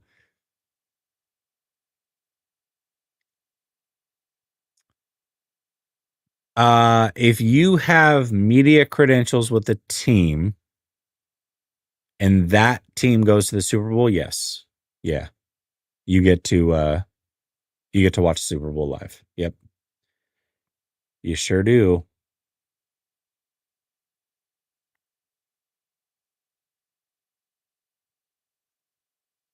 Yeah, this is true. Yeah, he used to break down film. Yep. But people tune into Grant to be a personality. You know what I mean? So he knows. That's awesome. I wish I could do that. Would be legit. That would be legit.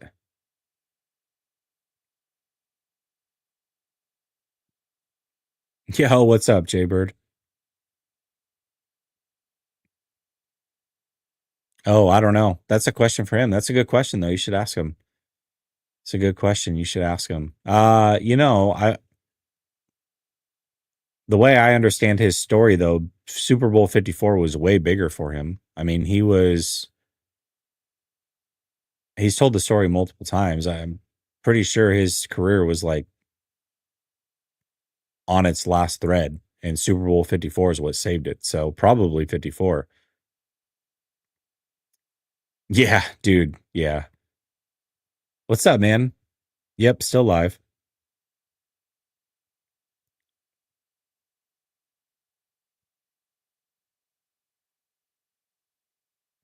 for sure.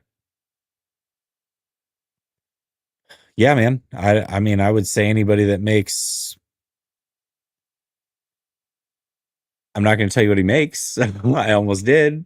But you I think you might be pissed. I'll tell you that right now. I'll tell you that right now. I think you might be pissed. Richard Barton says, bring back 49ers After Dark. I missed that show. Yeah, I miss doing weekly. I still do weekly shows with Grant, four man front. It's just hard, man. It's really hard. It's hard taking your time and giving it to somebody else's platform every single week when other opportunities have come my way, if I didn't have other paid opportunities that when I do content off my off my platform now, it's because I'm getting paid to do so. Right. So it just makes sense to do that.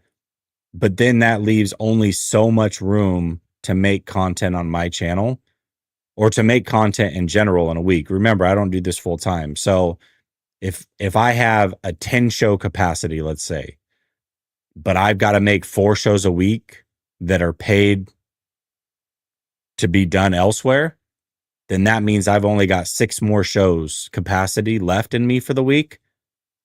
And if I then take 1, 2, or 3 of those shows and give them to another platform that's not mine, it doesn't make sense to do. It doesn't. Oh, Jaybird, man, I think you should go back to the beginning. Honestly, I think there was some good stuff in the beginning, some good stuff. And then I would say the first like 45 minutes or so, maybe hour, were really, really, really good answering those questions. And a lot of people asked some good questions too.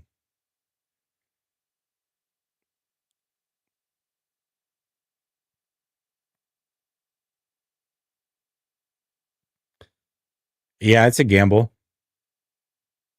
No, Larry crushes, dude. Larry crushes too. Brad crushes. Brad crushes. Yeah, those guys all crush, man. Those guys, trust me, they're all doing awesome. They're doing just fine. They're doing just fine.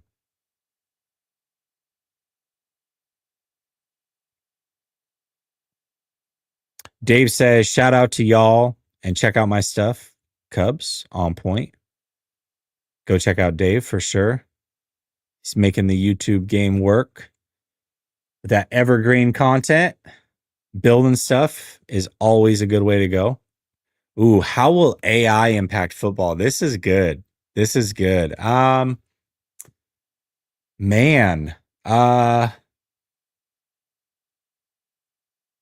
Hmm. I don't know that AI will impact the game on the field ever. Right? I don't know that AI will impact the game on the field. I think AI will impact how the game is talked about, though, eventually. I think AI impacts graphics. I think AI impacts talking points for certain people, or will if it doesn't already. I think, man, I think AI impacts how you get your information, how quickly you can get information disseminated. So I think it impacts those who talk about it, the game, more so than anything. I don't know that it will impact ever the game on the field. I'm not saying that it won't, but I, at least right now in this moment, I can't envision how it would. Yeah, StreamYard or my phone. Unless I do it on my phone, then I just upload it direct from there. But yeah, StreamYard. Yeah, probably. Probably right about that. Yeah, finally, right? All the we got so and so or such and such before GTA 6 is crazy. No longer. No longer.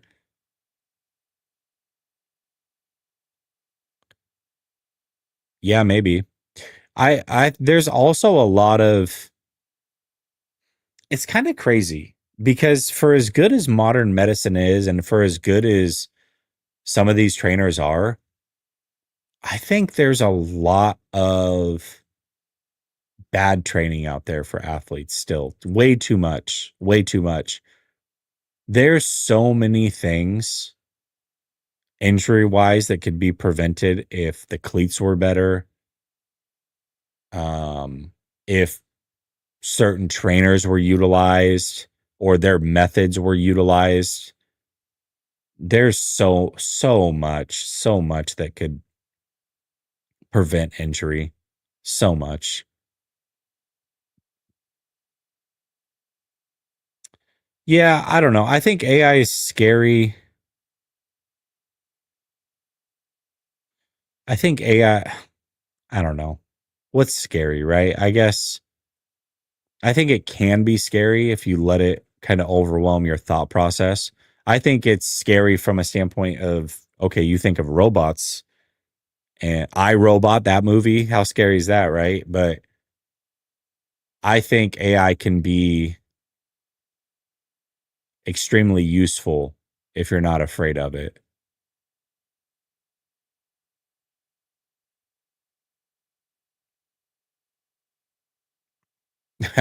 Yeah.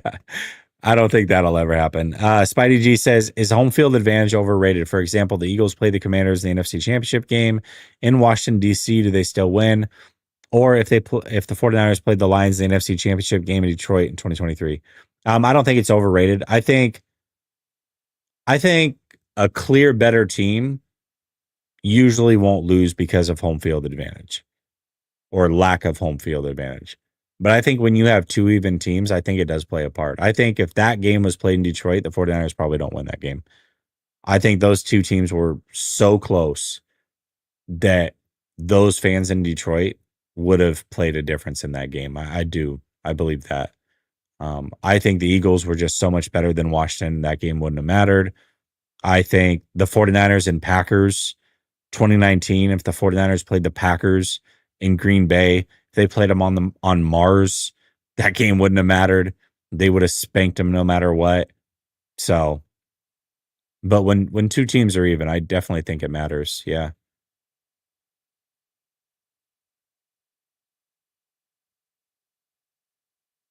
No, They killing it or what?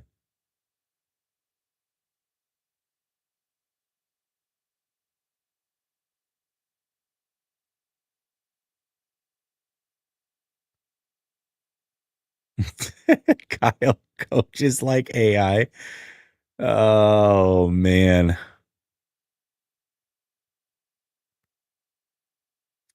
Yeah, listen, there's no way that they were going to lose both at home. It just wasn't going to happen.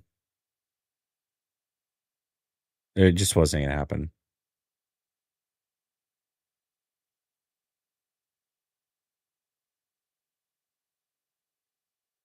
But Denver came and did what they needed to do. They just needed to get one and they got it, you know. You get one and that's that.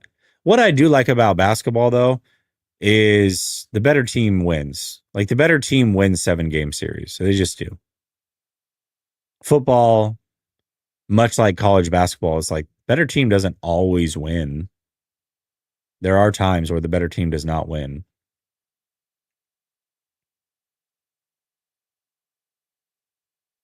God, they're crushing, huh?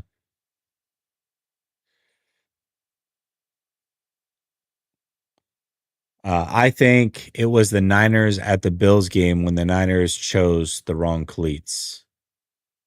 Yeah, for sure. For sure. They definitely did. Weather certainly can impact.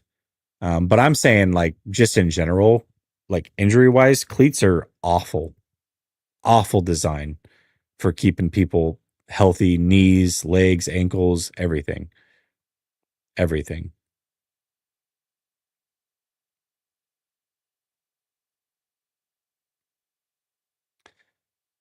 Yeah. I will say I used to like basketball a lot more. I will say I used to like it a lot more. 5 years ago, dude, I watched basketball almost at the same level as football. Almost the same level. But not anymore. Dave says, Jess, the people on your chat are the best for real. I think so too. I think we got an awesome community over here.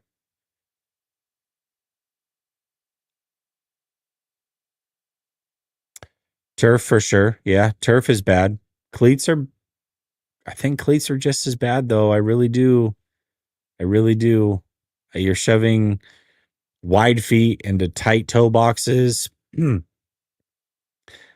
I don't know. I think it's all bad. It's all bad. Dave says 20 yards is a Hail Mary for Brick. You need an arm. All right, calm down. Calm down. Calm down, Dave. Jeez. Chill. Chill. Uh, that's a good question. I think so, right? Because they're doing so much work there anyways. I think that no matter what, there's going to be a new field. I don't know if like they changed the technology or the grass or what, but they definitely had ripped up the field because they're doing a bunch of work for the Super Bowl. The Super Bowl's at Levi this year. So, yeah. Yeah, it'll definitely be different for sure. Shoot, it's midnight. I didn't even realize. All right, y'all, listen. I appreciate it. 2 hours and 15 minutes. I never expect to go that long, but I feel like I always do. Appreciate you. I will be back tomorrow. I'll be on Bleacher Report. And unless something crazy happens, I'll post those videos here for you. But I probably won't be live again until Monday. So hopefully you guys have a blessed weekend, and I'll talk to you soon. Much love, y'all. Peace.